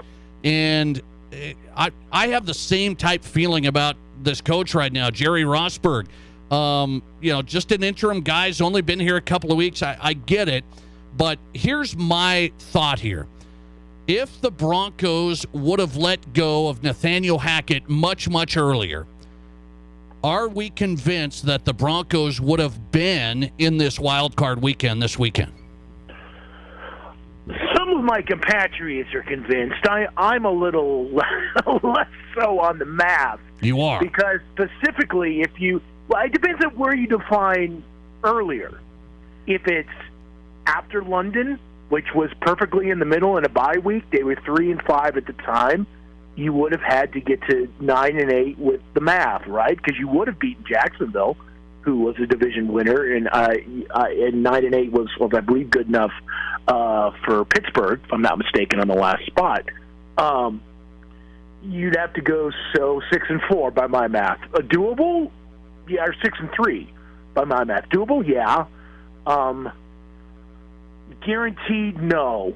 But you wouldn't have been where you were, and you wouldn't have been 4-10. I feel comfortable saying that, although given Nathaniel Hackett's body of work, that probably isn't saying much. That is correct. I know Broncos fans too are like, oh man, this Broncos team could have been a lot better. I think they could have been better because the last 2 weeks have shown us that. What do you credit Rosburg doing most, as you write, to get this Broncos team just even capable? I think it's going back to the basics to some degree, and just because that sounds cliche, doesn't mean it's true. It was a little back to, dare I say it, Vic Fangio ball of let's run, let's defend the run, let's play defense, and let's not be stupid, and let's not. The thing that's interesting, and I'm actually writing about that now for tomorrow's Denver Post, is what the impact on Russell Wilson has been, and frankly, they kind of de-emphasized him. In a way, if that makes sense. It wasn't they ran to pass, they didn't pass to run. And there was a lot of, in hindsight, there's a lot of, it's like a cadaver, there's a lot of hindsight and going for the body, if I can be grim, of what this 2022 mess became with this team. In hindsight, as you no doubt have probably had friends tell you, it felt a lot like somebody trying to run Aaron Rodgers' offense with Russell Wilson, and the patient didn't take. And that would explain a lot. It would explain Nathaniel Hackett's hiring for Aaron Rodgers, which I know you and I have talked about, and I'm sure you have with others. It would explain why it just didn't work out when Aaron Rodgers wasn't here, and why it seemed to look normal when Nathaniel Hackett wasn't here anymore, and you were able to play to Wilson's strengths, which is frankly not treating Wilson as a strength, if that makes any sense. You're kind of making him a game manager who's a little better than a game manager by running the ball and then staying with that run and taking advantage of what some of those carries give you as an opportunity. Sean Keeler on DenverPost.com. His piece on Jerry Rosburg up there, columnist for the Denver Post. He's on Twitter at Sean Keeler. Rosburg there 2 weeks. They almost beat the Chiefs at KC. They beat the Chargers, snapped that AFC West losing streak. And so I look at it. I watched the post-game video. I know it's rah-rah. It's all that stuff. But I watched that yesterday. Seemed pretty genuine. Rosburg seems genuine. He's been in the league 40 years. I wonder what you think about the players reacting to him. That seemed really genuine to me, and I don't know if the players were having that connection with Hackett. It just seemed different to me. Well, what it is I think they got tired of losing. There's a human element there too, There was a honeymoon Hackett. It went so fast, it didn't last long. Huggy Bear Hackett, Honeymoon Hackett, all these nicknames we came up with. I think they genuinely liked the man. I think from week one, and we'll go back to that Monday Night Football debacle, and there were so many primetime. The Broncos were assigned so many early primetime games and then yanked for them as quickly as possible after it was clear that this was not working and they were not good television or good football. They knew this wasn't going to fly. So I think just the idea of something different by human nature, that getting the results, guys, if we get the results and we keep doing what we should be doing, if we act like a normal NFL team, if we practice in pads, if we hit, if we do the things that involve blocking and tackling and running the ball, big shocker, and I know your folks know this, players tend to like that, with a few exceptions. I think most players, certainly your blocking and tackling players, seem to think that's a pretty good idea. And there was so little of that under Nathaniel Hackett, and that's an experiment we can now say, back to the cadaver, in hindsight, that also did not work. And they learned a lesson. So I think they were reacting to it, someone different, someone they trusted, but then someone who promised them results that then, even in a loss, darn near well came in Kansas City, and then came very effectively, and I think that score was a little flattering to the Chargers, frankly, right, in that finale, because it was a drop punt by a third guy who had never returned punts all year because they were out of guys who could do it, that set up that last score, and they would have won by double digits against a Chargers team that confoundingly had way too many starters out there for too long, but that's a whole other topic. Okay, Sean Keeler, I'll let you run with this. Find his work, DenverPost.com. Good piece on Jerry Rosburg and kind of what he provided for the Broncos in the last couple of weeks. I'm going to ask you, whoever the coach is, I don't know. We'll get there. But does this mean Russell Wilson, do you think he can be good? I'm not going to say great, but good. Yeah, I think that's a great way to qualify it, yes, because I think I really am not sure great is ever on the table again. And I'm actually working on that now. So check out DenverPost.com in a little bit, hopefully, for my take on that. Because, yeah, I think what you want to do is get as much good Russ as possible for what you have left. And will that justify that contract? No. Will that justify the attention? No. But if it gets you back to where you're closer to 9-10 wins and not 4-6, I think you have to take it. Sean Keeler, DenverPost.com columnist talking Broncos. Follow him on Twitter at Sean Keeler. He's here tonight on the Nate Brown Show. Sean, thanks for the time. I appreciate it. Take care, buddy. All right. Thanks a lot. Busy day for him. Appreciate him coming on Fox Sports Rapid City. DenverPost.com columnist Sean Keeler talking Broncos. I'll tell you, I know Bronco haters are trying to say, it's not a big deal. Guys, it's not a big deal. The Broncos stink. They didn't win any games. The last 2 weeks, I know it was hard to stay plugged in on them because you didn't care anymore. But the last 2 weeks, I've been invested the whole season. The last 2 weeks, had Kansas City on the ropes when the Chiefs really were playing for something last week, on the road, and then took down the Chargers in a pretty good game yesterday. 31 points. I mean, Nathaniel Hackett's got to be sitting back watching this. Huh? I mean, honestly, it's just wild. And so if the Broncos would have made a coaching change, all the smart guys want to tell you, no, they'll average back to the mean. This wasn't a good team. They'll just be what they are. The last 2 weeks, they were a totally different team. The last 2 weeks with just one change in Jerry Rosberg, and he made a couple of changes on special teams and an offensive play caller. And it was the totally different team. This is what provides me. Next year, you get the right coach. We'll get to that. Plenty of time to talk about it, who it is. The Broncos made a big mistake by not realizing Hackett was really bad. One of the worst coaches, frankly, you've ever seen. And I don't know how it got that bad, but it was really bad early. And if the Broncos would have made a change, they might have been in the mix. I mean, who got to the playoffs? The Chargers? The Dolphins? The Jaguars? Those are teams in the playoffs this weekend. You telling me the Broncos playing at the level they were the last 2 weeks wouldn't have gotten there? I think they would have. Nonetheless, I'm on the hook for a pizza party. Congrats.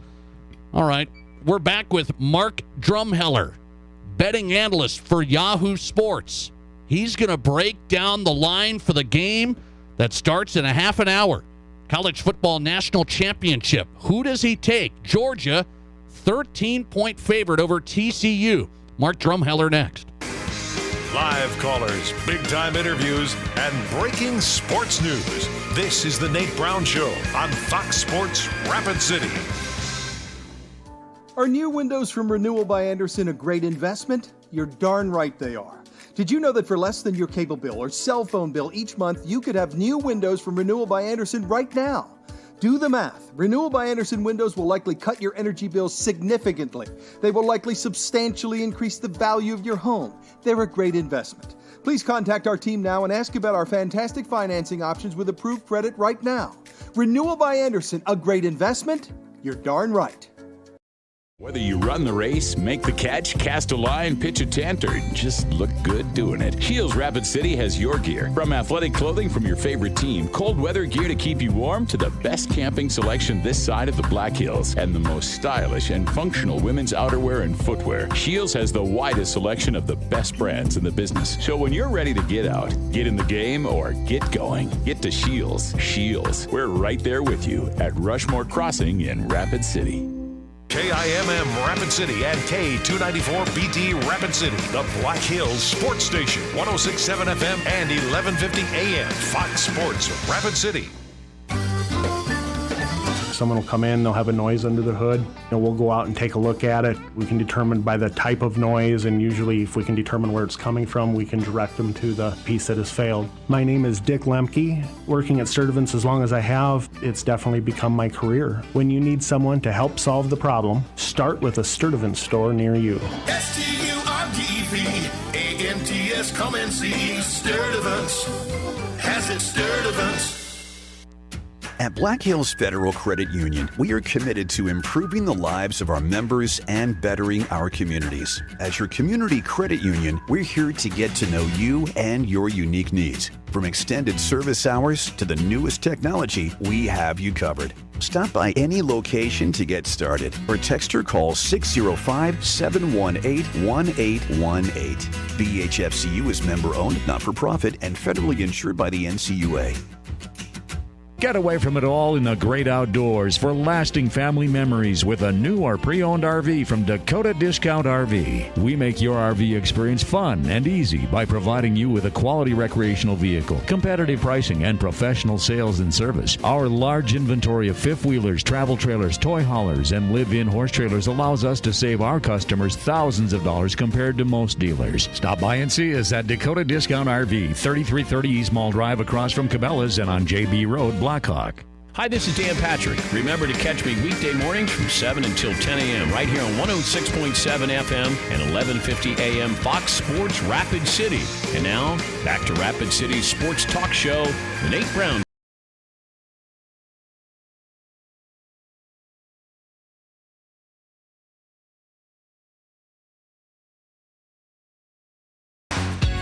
Welcome back in. The Drive at 5 on a Monday. Packed tonight, The Nate Brown Show. Fox Sports Rapid City. Stream us at foxsportsrapidcity.com. Live stream there. Also, on the radio side, welcome in 106.7 FM, 1150 AM. You can watch the show now live on YouTube, The Nate Brown Show. Subscribe to the channel. You've got the show.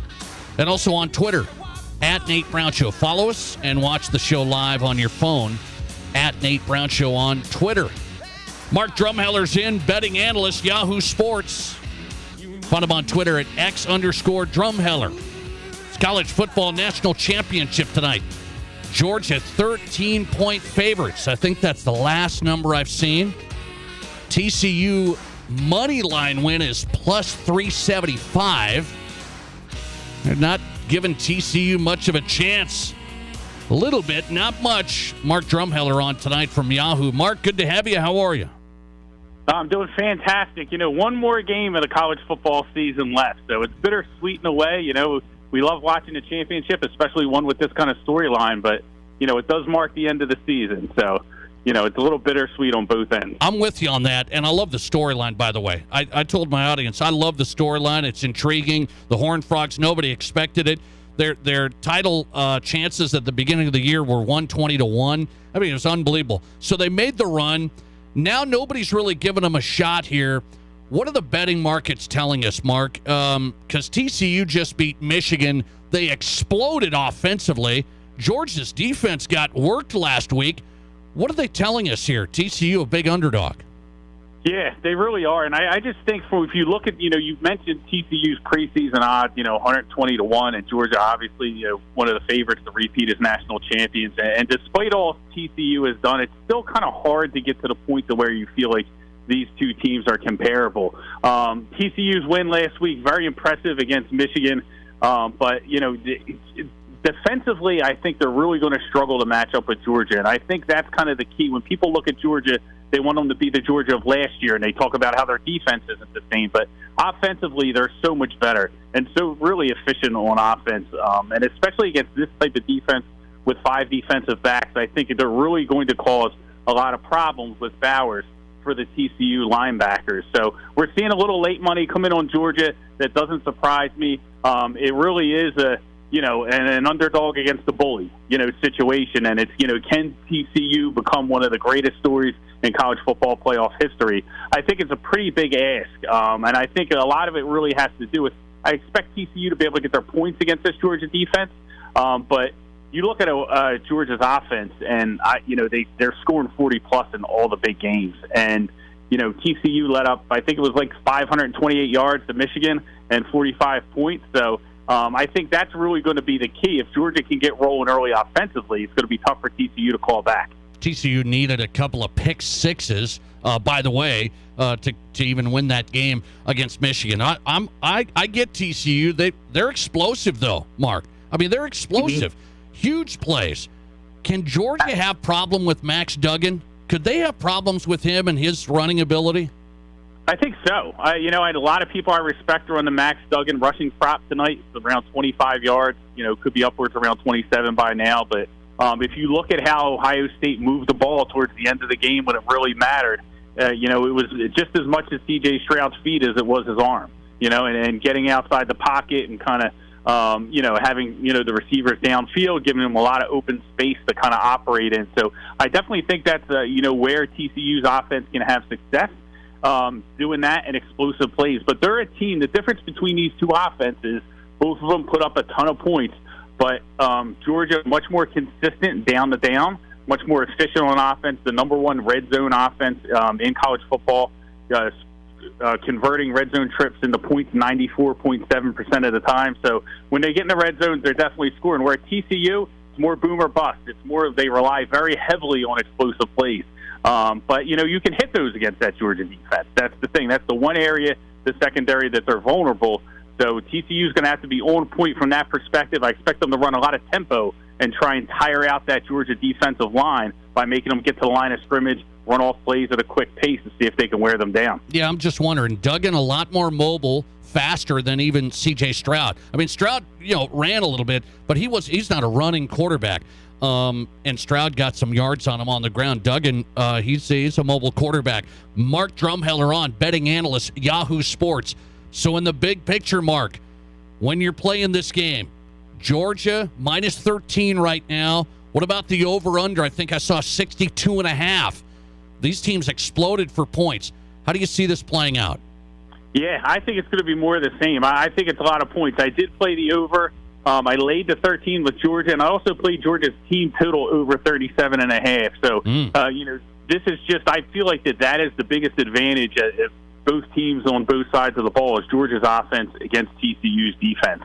I really think, like I said, with their running game and then those linebackers in conflict, having to deal with Bowers, those tight ends, Darnell Washington looks like he's a go. Kendra Miller for TCU does not look like he's going to be able to play in this one. So good injury news on the Georgia front for their rushing attack, not so much for TCU. So I think that's what you're going to see. You're going to see, Bennett really, I think, come out early and try and pick them apart. And the key thing is here is if the games go like they went last weekend, I think TCU's live in this matchup. If they can get out to a big lead like they can against Michigan, they can continue to kind of rally and hit some explosive plays to stay with Georgia.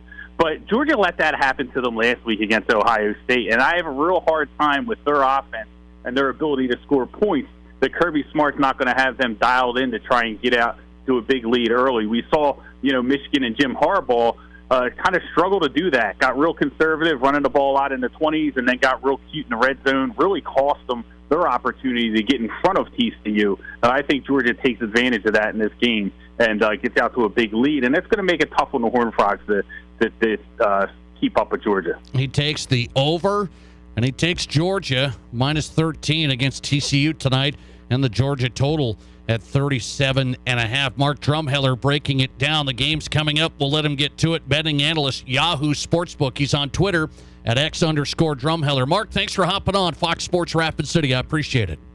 No, thanks so much, Nate. I appreciate the time. Mark Drumheller on tonight, Fox Sports Rapid City. He's with Yahoo Sports, betting analyst, one of the top guys looking at college football in the country. And he goes heavy. He's going Georgia, covering the 13, and he goes the total over. He goes over on the total. 62.5 total points is the number I saw. Listener text coming in. I think TCU covers the 13. I'm a little worried. I'm rooting for TCU. Underdog. Intriguing. Love the story. Max Duggan, Council Bluffs, Iowa. I'm going for the Midwest. TCU, let's go. I'm a little worried. I don't think Georgia is going to lay an egg here tonight. I think that woke him up with Ohio State. And here's the thing. Ohio State is really good. I mean, people kind of brushed off Ohio State. Their wide receiver talent's off the charts. And so I don't think TCU is going to be able to explode tonight offensively. I just don't. And I don't think the TCU defense is going to be able to shut down Georgia. Okay? That's my worry there. That's my worry. So I'm a little worried about TCU tonight. Thanks for calling. You're live today, and you go ahead.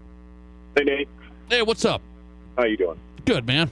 I think TCU's going to do better than most people think. Okay, I'm one. I hope that chip on the shoulder is big. I think they would cover, but and then the previous caller for the 10 points is a lot of points. I mean, that's for the Vikings. The Vikings to lose by 10 points. 10 points.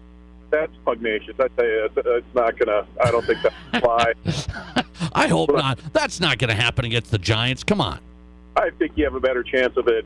The Vikings winning by 10 points. I really do at home, and I think they'll be ready for this game once they go away. Who knows? I'm not just talking roses either. I think the Vikings win that Sunday. I do. I do too. So. All right, buddy. Thanks, man. Thanks for getting in. I appreciate that. The only thing TCU, that's the thing in college sports, is that underdog chip on the shoulder. Nobody believes in it. There's a big factor there with Sonny Dykes and TCU. That's what got it done last time against Michigan, too. They jumped out early, and I mean high intensity energy. Michigan was kind of, we're going to be fine. You know how that goes. But that's the thing with a national championship. I don't see Georgia doing that. We'll see tonight. It's coming up right quick here. Quick timeout. We got to talk Jackrabbits. I opened my show with the Jackrabbits and how big I think this is, an FCS national championship, 26 years under Coach John Stiegelmeier. The growth along the way, and North Dakota State has been a stranglehold on FCS football. It's hard to take down a team like that. 9 titles. They've never lost at Frisco. Jackrabbits built this thing from jumping out of Division II, and some people thought they'd never make it at all in anything in Division I. They're now an FCS national champion, and they brought down the big dogs. And believe it or not, North Dakota State, they didn't see that coming. They thought, they beat us by 2. They got lucky the first time up here in Fargo. We'll be fine. And it was domination yesterday. Not just, Jackrabbits barely got them. They beat them bad. Matt Zimmer was there in Frisco, Texas. He covers the Jackrabbits live from Sioux Falls. Reaction from Matt Zimmer on the way. This is the Nate Brown. Are new windows from Renewal by Andersen a great investment? You're darn right they are. Did you know that for less than your cable bill or cell phone bill each month, you could have new windows from Renewal by Andersen right now? Do the math. Renewal by Andersen windows will likely cut your energy bills significantly. They will likely substantially increase the value of your home. They're a great investment. Please contact our team now and ask about our fantastic financing options with approved credit right now. Renewal by Andersen, a great investment? You're darn right. Here's your Fox Sports Rapid City forecast. Partly cloudy skies tonight with a low of 28. Winds out of the south 5 to 10 miles per hour. Sunshine mixed with clouds at times. Tomorrow, highs around 47. Tomorrow night, lows level off around 25. Upper 30s Wednesday with a chance for snow. Low 40s Thursday. A dusting of snow Wednesday. That's your forecast on the Black Hills Sports Station, Fox Sports Rapid City. Currently, it's 41. Hey Cobbler and Raider fans, you can now show your school spirit and earn money for your booster club. It's easy to get your Raider or Cobbler custom designed debit card today from Highmark Credit Union. Simply open a Highmark free basic checking account and get your Raider or Cobbler debit card. Plus, each swipe will earn money for your booster club. Show your school spirit and support the Raiders and Cobblers with a custom designed debit card. Visit highmarkfcu.com. Honda True. Discover 3 tiers of vehicle coverage that work for you. Only at Denny Menholt Rushmore Honda. The inspection is just the beginning. Honda certified pre-owned means peace of mind with incredible benefits like 7-year, 100,000-mile powertrain coverage, up to 2 complimentary oil changes, 24/7 roadside assistance, inspection report, and 3-day exchange option. Check out all the benefits and search inventory at honda-true.com or come by Denny Menholt Rushmore Honda in Rapid City. Looking for a great place for a pregame meal that really satisfies? Or maybe you want a place to take your all-star after the game. Or you're looking for a place to enjoy a delicious meal while watching your favorite team on the big screen TV. Valley Sports Bar and Grill has all the bases covered for all those things and more. Top-notch, friendly, and attentive service. Wall-to-wall big screen TVs with all the big games. And the absolute best wings in Rapid City. Valley Sports Bar. Make it your place. 1865 Valley Drive, Rapid City. Ever since Barron's Wilson Funeral Home first opened their doors in Rapid City 140 years ago, they have continued to make personal service their #1 priority. In your time of grief, they offer a personal touch by being at your side through every step of the funeral process. They answer difficult questions and guide you toward other professional services you may need. See for yourself the wide variety of services they can provide for you by visiting their website at barronswilson.com. Live from the Anytime Auto Sales Service and Details Studio. Sales, service, and recreation. This is Fox Sports Rapid City.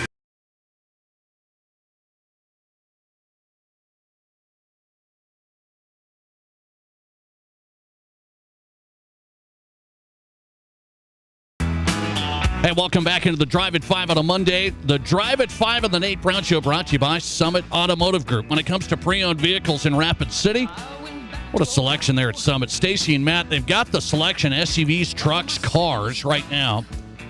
But the biggest thing is, you look at the selection, summitautogrp.com. So you've got it there on your phone. Experience the Summit difference. Car buying truly built around you. Experience the Summit difference. A lot of places you can, there's cars here. Stacy and Matt want you to have the right vehicle, the right financing, the right treatment all the way through. SummitAutoGRP.com. Start there on your next pre-owned vehicle search. The Drive at 5 on a Reaction Monday. We're packed tonight on Fox Sports Rapid City. We'll go out to the Twin Cities. Matthew Collar's coming up, Purple Insider, talking Vikings, Giants. We had a caller predict the Vikings lose by 10 on Sunday. Take it easy. Matt Zimmer's in. He's back from Frisco, Texas. Covered the South Dakota State National Championship. Boy, what a feat. I started the show with it. We have to. And the Jackrabbits win the first national title in the FCS. I think it's a massive deal just from where the program was in D2 years ago, jumping to D1. Some people said, I can't believe South Dakota State's going to even do this from all aspects. And then the growth along the way in various sports, basketball, women's basketball, men's basketball, making March Madness. This national championship feels different to me. March Madness is one thing. For the brand, it's massive. This football championship is really, really big. Matt Zimmer on tonight. Let's get to him. Matt, thanks for coming on. Long drive, long couple days for you. Appreciate the time. How are you? I'm good, Nate. How are you?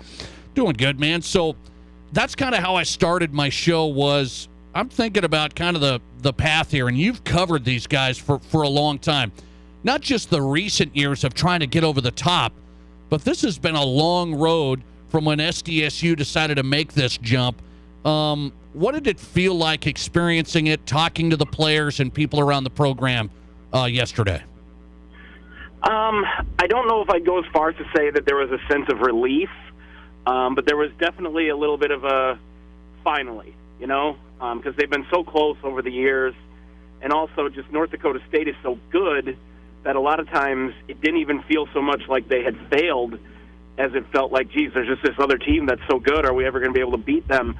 Knowing, geez, if it wasn't for these guys, how many would we have already? And everyone knew going into this particular game that this wouldn't be the Jacks' last chance to ever win one, but this was the best chance that they'd ever had. I mean, between the injuries, the defections, the fact that the Jacks were the #1 seed, had home field advantage all through the playoffs, beat them once already, were as healthy as they were, just the stars had aligned. Like they were supposed to win this game. Now, NDSU being who they are and having a 9-0 record in national championships, that meant everyone still had some apprehension. Everyone understood that the Bison could still potentially win the game. But everyone knew this is the time for the Jacks to do it. So when they did it, and did it emphatically, winning the game in dominating fashion, like I said, there was just this sense of, We finally did it. It's finally over. We finally have that trophy in our trophy case. And no matter what happens going forward, this national championship finally sort of is the cherry on top and validates everything you talked about in your intro there about making this move to Division I. Okay, I'll ask you, how did Coach Stiegelmeier and his staff get this team better than North Dakota State? They've beaten them 4 times now. 4 times. How are they better than the Bison now? I feel like that's a tough feat. The Bison had a stranglehold on FCS football. It wasn't going to get any better for anybody else. How did the Jacks become better? They just didn't get lucky. They're better. Largely by copying the Bison's blueprint. I mean, you go back, it's been 10 years now, 10 years in a row the Jacks have made the playoffs. So they've obviously been a good program for a while, but there's a huge difference, obviously, between being good and being better than North Dakota State, good enough to beat North Dakota State. They had the skill players. You know, you go back 10 years ago, there was Zach Zenner, there was Austin Sumner, there was Danny Batten. There were lots of great individual players. Winicky, yeah. But the Jacks just did not have the depth. And specifically, they didn't have the depth in the trenches. They didn't have the offensive line. They didn't have the defensive line. When they played North Dakota State, they either needed to use some finesse to score points against them, or if they tried to, get into a slugfest, a physical kind of football game, they got pushed around. They just couldn't compete with them. And to SDSU's credit, they didn't try to, go out and change that overnight. They recognized you don't build the kind of offensive and defensive lines that NDSU has had, the kind of depth that they've had in just a year or two. They've been playing the long game, and this really started, I think, in maybe 2016, 2017, when they first ended their losing streak against the Bison, first started striking back in the Dakota Marker rivalry, and now just in the last couple of years, you've obviously seen that they had closed the gap. We're not just winning once in a blue moon, but now they're winning all the time. Obviously, they still had to prove they could do it in the playoffs. Now that they've done it, it's pretty safe to say they've arrived and that they're NDSU's equals, at least in the present tense. Matt Zimmer's on tonight. He's in Sioux Falls, covers South Dakota State, just back from Frisco, Texas. Appreciate him coming on the Nate Brown Show. Jackrabbits national champs winning yesterday, 45-21. So you and I have discussed this a little bit, Matt, just a little bit. But I want to know if you think that the Jackrabbits winning now with a lot of good players, quarterbacks, running backs, linemen, wide receivers, tight ends. These are really good players. Some guys that could have played somewhere else in the transfer portal era. The Jackrabbits really kept a lot of guys on the same goal, same team. Has that been hard? It hasn't yet, and I think in part because they hadn't done it yet. I think that was an enticement to get guys to stay, to get guys to commit, to say, hey, let's be a part of this. Let's be the team that knocks NDSU off the pedestal. Let's be the team that brings South Dakota State its first national championship. Now that they've got one, maybe guys will enter the portal. I don't know. I'm not necessarily expecting that because obviously it's not just the national championship. I think you have to give a lot of credit to John Stiegelmeier for creating a culture that his players want to be part of. I mean, a perfect example is Tucker Kraft. He came into this year knowing full well that he was a potential first-round draft pick. He's already entered the draft. He's going to skip his last 2 years. But he not only had that option, he had, as you probably know, a bunch of FBS, SEC, Big Ten schools throwing tons of money and cars and all sorts of stuff at him to try and get him to transfer. He said, no, I'm going to stick it out at SDSU because I'm going to win a national championship here. And he did that. That was obviously part of the goal, but it wasn't just playing for that trophy. It was wanting to be a part of this team. It was his loyalty to his home state, his loyalty to John Stiegelmeier and his teammates. They've got a special thing going there. Obviously, you have to have the success that they've had, but I think there's a good chance they'll be able to sustain that success because of the culture they've created there. That obviously it's a place people don't just want to go to play, but they want to stay there when they get there. How much do the fans love this? I put it on my show because I said, you got to know this. 29 kids from South Dakota on the roster. Some of them not playing, but some of them major factors. I mean, I covered these guys in high school, Yankee kids out here in Madison when they played basketball and football against St. Thomas More. Timberlake, Tucker Kraft. Timberlake. South Dakota kids making an impact. It feels different to me. Yeah, and that's been a part of their entire Division I run. And that's another cool thing about it. You alluded to earlier when they made the announcement 20 years ago, people were like, oh, geez, what are they thinking going Division I? And, there were all these reasons that people said they shouldn't do it, largely that they thought they'd fall on their face. But then another, aspect of that was people, well, even if they do have success, they're going to have to, go recruit kids from Texas and Florida and California. It means local kids won't be getting those chances anymore. South Dakota kids now, as a Division I team, than they did in the Division II days. And a lot of that obviously is because of the rise of high school sports in South Dakota over the last few years. But I think that's honestly been one of the best parts of this is they're not just this team of mercenaries. There were so many people from South Dakota following this team all through the year and made the trip down to Frisco, and that's part of it. A lot of these players are local. They're from Sioux Falls. They're from Brookings. They're from Madison. They're from almost, Yankton even, right down in USD territory. And then even the kids that aren't necessarily from inside the state, the borders, they're from Northwest Iowa, Southeast Minnesota, Southwest Minnesota, places that are nearby. This is largely a team of local players, and that's just another thing that makes it so cool. Okay, Matt, before I let you run, you're around him a lot. I have him on every week. I've gotten to know him over the years and off the air and stuff. He talks the same way he does when he's on the air. John Stiegelmeier, 26 years and counting. He gets a national championship. People are wondering, John Stiegelmeier, is this kind of his way to sail off here? I don't have a sense for that. I don't know. What do you? It wouldn't surprise me, but I don't know that that's necessarily something he's been planning on doing. I don't know if he had I'm just hanging on until I win one, and then when I do, I'm going to ride off into the sunset. He's got 199 career wins. Maybe he wants to come back to get to 200. He told me a few years ago that when he has an agreement, a deal with his wife, that whenever she says, John, it's time to come home and retire, he's going to do it. So maybe ask Lori Stiegelmeier, did winning the national championship, does that mean for her husband to come home? Or Matt Zimmer on tonight from Sioux Falls. Before I let you run, I just lost you a little bit. I hope you're still there because you got a new deal here. You got a new deal. Sioux Falls Live joining up with Forum Communications, right? So that was kind of your last hurrah, covering the Jackrabbits for the Argus. Talk about this new opportunity if you're there, Matt. It's kind of a brand new deal. Just started, Sioux Falls Live. It's in conjunction with Forum Communications, which owns the Fargo Forum and the Mitchell Daily Republic. It's a very bittersweet move for me. Obviously, the Argus Leader is my hometown newspaper that I grew up reading. I've been there for 19 years, and it's been a blast the entire time. But I'm ready to do something different and excited about the opportunity. Okay. Congrats to you. By the way, Sioux Falls Live, he's going to be covering the Jacks. You're going to be doing essentially the same stuff, kind of different media company, and we'll continue to follow your work. Did a great job. Always great to follow you. Matt Zimmer back from Frisco and the Jacks national title. Thanks for the time, Matt. I appreciate it. You bet, Nate. See ya. All right. Thanks a lot. Matt Zimmer's been really, really good. Really good writer. Covers the Jacks day in, day out. We've had him on the show a lot. He's been with the Argus Leader, Sioux Falls, now jumping out and going to go with the new company there. Forum Communications out of Fargo. They're coming into Sioux Falls, and they're starting up kind of a TV side, Sioux Falls Live, and Matt Zimmer's going to be covering the Jackrabbits and more now for Sioux Falls Live. All right? Good stuff. Matt Zimmer, he drove all the way to Frisco and back. He said a little over 12 hours today, at least. A little over 12 hours today. Good stuff. Listener text on the way for the Vikings. Vikings win close game. All right. Here's another one.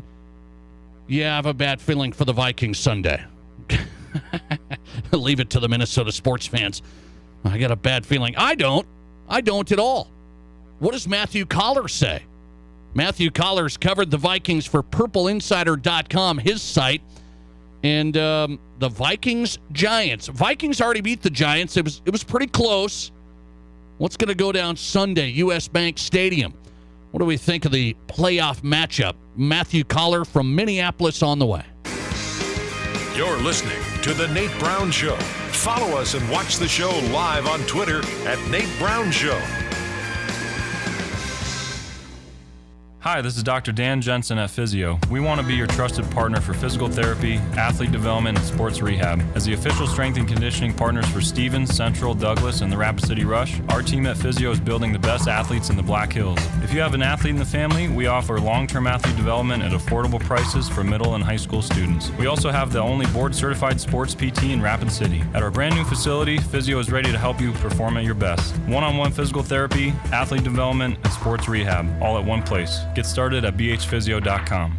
With 2 locations in Rapid City, Pizza Ranch is ready to serve your family. Every Wednesday is Kids Day. This is the best deal out there with the best buffet in town. One child 12 and under eats free for every regular priced adult at the Pizza Ranch Buffet Wednesdays. And don't forget their senior special every Tuesday for $8.99. The Pizza Ranch Buffet. It's all good at the Pizza Ranch with 2 locations in Rapid City. And remember, daily online specials for carryout or delivery at PizzaRanch.com. Collins Siding has been the region's premier window siding, door, and gutter installation specialist since 1974. They use only the highest quality materials and never compromise on their workmanship. Collins Siding is licensed, bonded, and their estimates always include labor, materials, and applicable permits and taxes. Collins Siding has been providing top quality service and exceeding high standards for over 45 years, and you can find out how by visiting them at 2016 Cherry Avenue. Collins Siding, 2016 Cherry Avenue, Rapid City.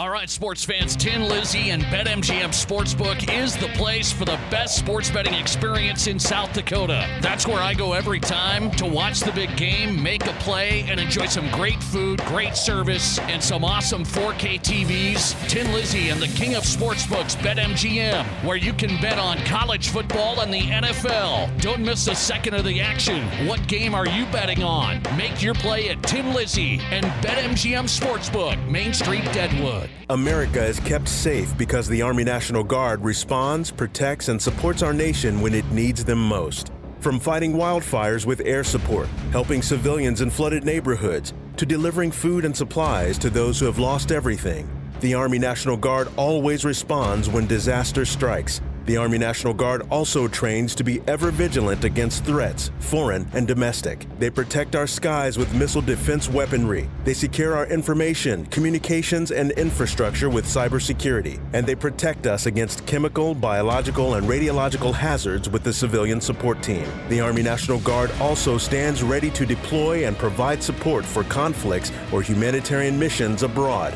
Join the Army National Guard and be there to respond, protect, and support your community and your country. Visit NationalGuard.com to learn more about part-time service. Sponsored by the South Dakota Army National Guard. Aired by the South Dakota Broadcasters Association and this station.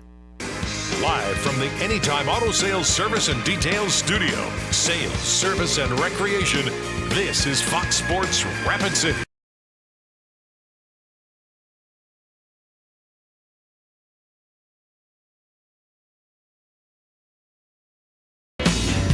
Welcome back in. South Dakota Sports Talk Show, the Nate Brown Show, live on Fox Sports Rapid City. Weekdays 4 to 6. If you can't catch us live, maybe you can't catch all of the show. I know. It's hard to do. We're busy. The Nate Brown Show podcast always available for you. We just talked to somebody today. Said, hey, I've been following the podcast on SoundCloud. Yes, so we're on SoundCloud, Amazon, Apple, Google, Spotify. Wherever you download your podcast, we're there. The Nate Brown Show podcast. Search for it. You've got it. You can download it. Listen at your own convenience. Also, find us at foxsportsrapidcity.com. Hey, here we are. Vikings-Giants Sunday, U.S. Bank Stadium. Wild card. Matthew Collar covering it from the Twin Cities. His site, purpleinsider.com. He's on Twitter at Matthew Collar. Matthew, good to have you on. How are you? I'm doing well. How about this? We questioned them all year, but here we are.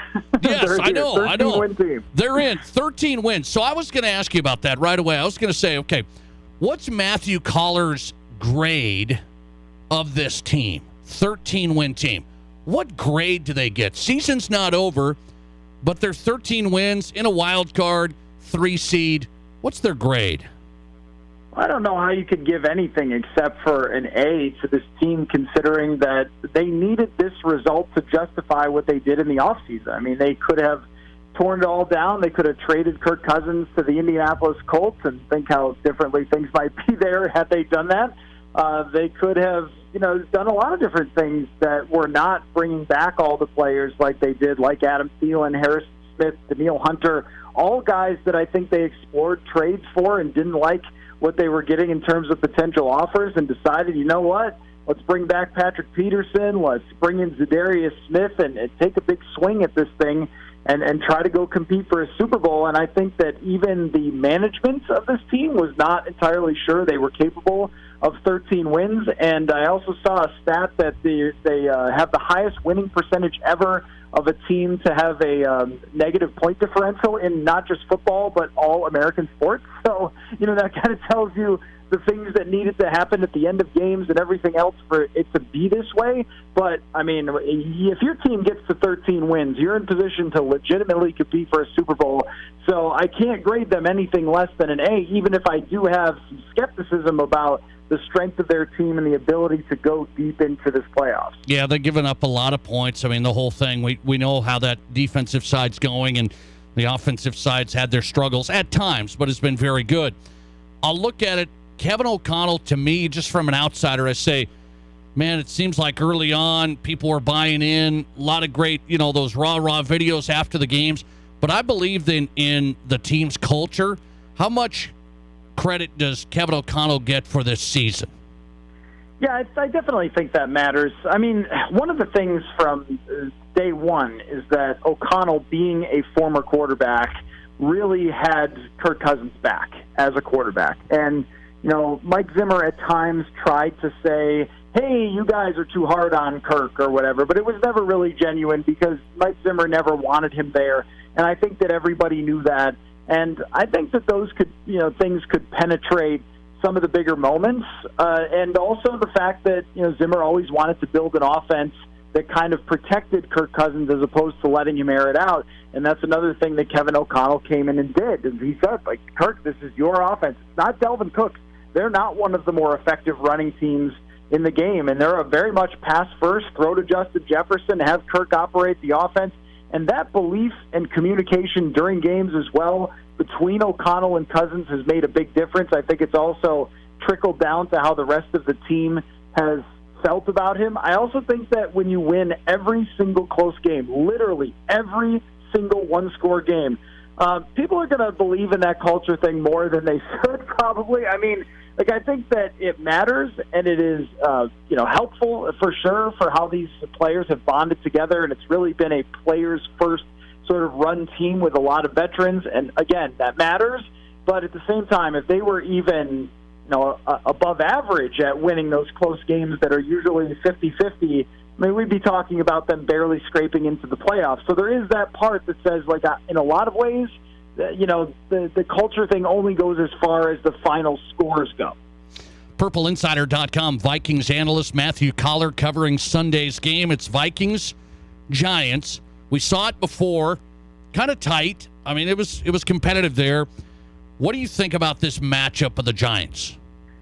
I think it's a perfect matchup. I mean, it's two teams that were questioned all along. And it's two teams with negative point differentials, and it's almost the same. I think the Giants are -6 and the Vikings are -3, and throughout the year, everybody talked about with both of them, hey, are they going to regress? Are they going to hit some sort of wall and then collapse and fall off? And neither of them actually did that. They continued to play well and found themselves into the playoffs. And there's a lot of similarities from the coaching perspective, too, because it's an offensive mind. It's a culture guy. Daniel Jones, I think, was kind of left for dead by the last regime, and then, he's turned into at least a capable quarterback that's maybe playing kind of like Alex Smith did once upon a time, finding ways to win, using his mobility a little bit.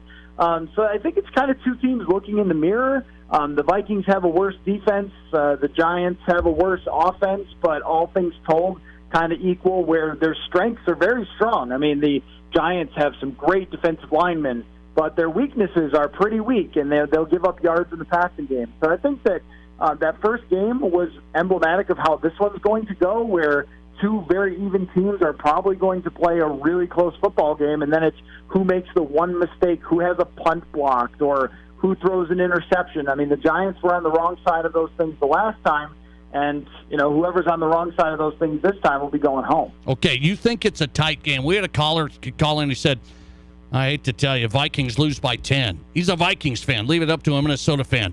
He said Vikings lose by 10. What do you say goes down?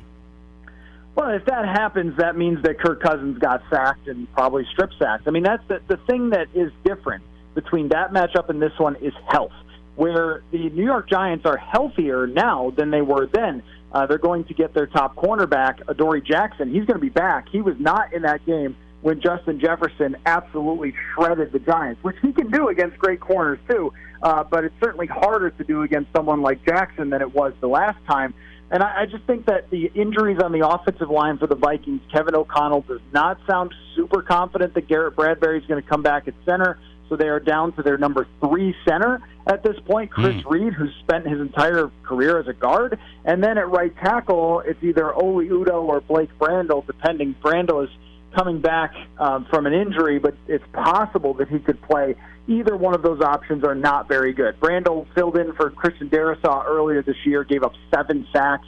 Oli Udoh graded very poorly last year when he had to play tackle, and this is a team that can really rush the passer. Of course, Kayvon Thibodeau has a whole season under his belt of going after quarterbacks. So I think if the Vikings lose, it's because they turned the ball over based on the pass rush of the New York Giants. I think we kind of know what the Vikings defense is and is not capable of, but the offense really is going to have to guide them through the playoffs, which it has the ability to do, but only if they could protect Kirk Cousins. PurpleInsider.com, Matthew Coller on tonight. Vikings-Giants preview for Sunday wildcard matchup. Follow him on Twitter at Matthew Coller. Matthew, appreciate the time as always. Thanks a lot.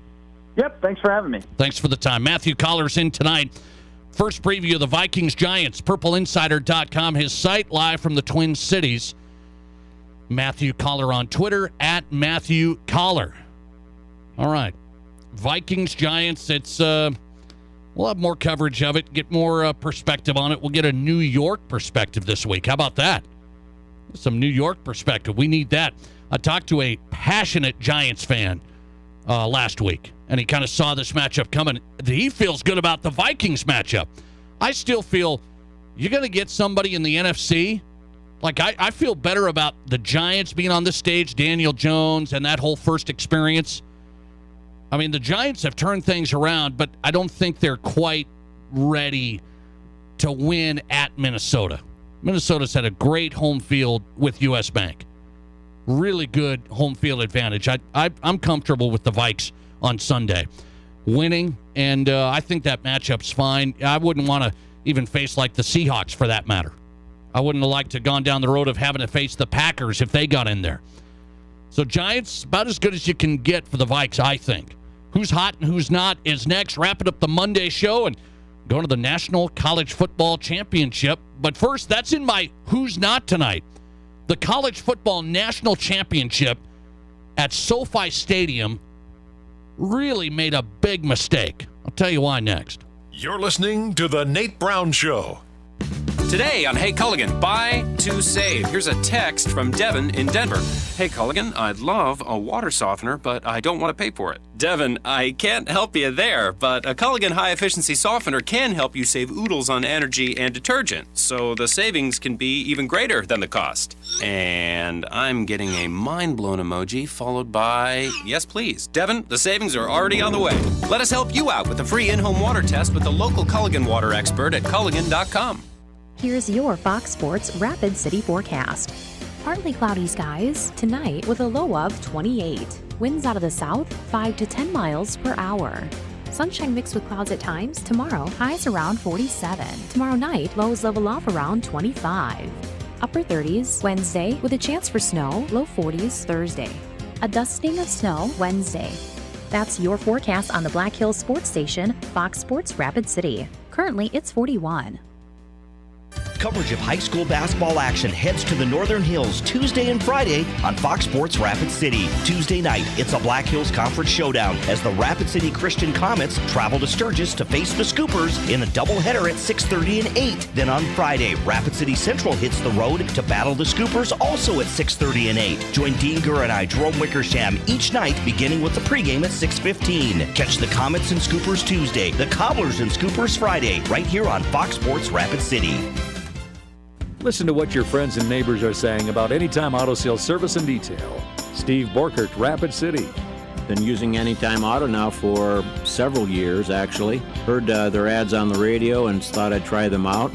Turns out that it was one of the best decisions I've ever made. Came in for an oil change. Oil change was done easily and quickly. My son has had his oil changes done here also, but he also had shocks and struts put on. Great pricing, great work. I've had new tires put on, and I got to tell you, the tires are amazing. And the pricing here is as good, if not better, than any place you're going to find in Rapid City. And again, everybody is very friendly and courteous and is above and beyond. We'll never take our vehicles anyplace else but Anytime Auto Sales. There you have it. For the best in automotive sales and service, see Anytime Auto Sales Service and Detail. Corner of Highway 79 in East Minnesota. Anytime Auto Sales. Live from the Anytime Auto Sales Service and Detail Studio. Sales, service, and recreation. This is Fox Sports Rapid City.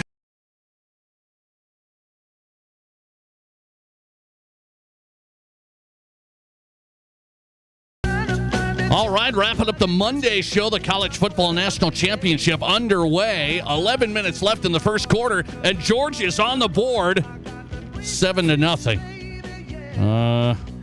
Do I have to put TCU in my who's not, like, right away? Is this going to be a bad night for TCU? A lot of game left, but 7-0 Georgia. 11 minutes left in the first quarter. Who's hot and who's not on the Nate Brown Show, brought to you by the Pizza Ranch. 2 locations in Rapid City. Pizza Ranch Buffet open daily 11 to 8. Wednesday, it's Kids Night. One child 12 and under eats free for every regular priced adult at the Pizza Ranch Buffet Wednesday. Who's hot category first? Who's hot category first? South Dakota State. It's an easy pick. Got to put them in. If you missed it, Jackrabbits dominate North Dakota State. The way they won, the way they built this thing. South Dakota kids, 29 of them on the roster. There's 29 South Dakota kids on the roster. You didn't think that would happen as the Jacks went D1 on a national championship team. It's good to see from small towns, small schools. I love it. That makes all the difference. Congrats to John Stiegelmeier, who we've enjoyed having on the show every week throughout the season, and all the players. South Dakota State, FCS national champions, beating North Dakota State. And the Bison were 9-0 in the national title game before yesterday's 45-21 loss. In our Who's Not category tonight, I got to go to the National College Football Championship tonight. TCU, Georgia, it's a sellout. I mean, we expect that. It's at SoFi Stadium. Brand new stadium. That's where the Super Bowl was last year. Massive stadium, massive market. Guess what? It's the college football national title game, and SoFi Stadium, in the entire parking lot, they didn't allow tailgating. Guys, it's college football. It's Georgia. I mean, SEC country? Yeah, TCU can probably put them back a little bit too. I understand, but it's the college football national championship. No tailgating. It is college football. And yes, the whole SoFi, the whole parking lot, that whole area, no tailgating at all. Plus, I'll throw in $19 beers tonight inside the stadium. Give me a break.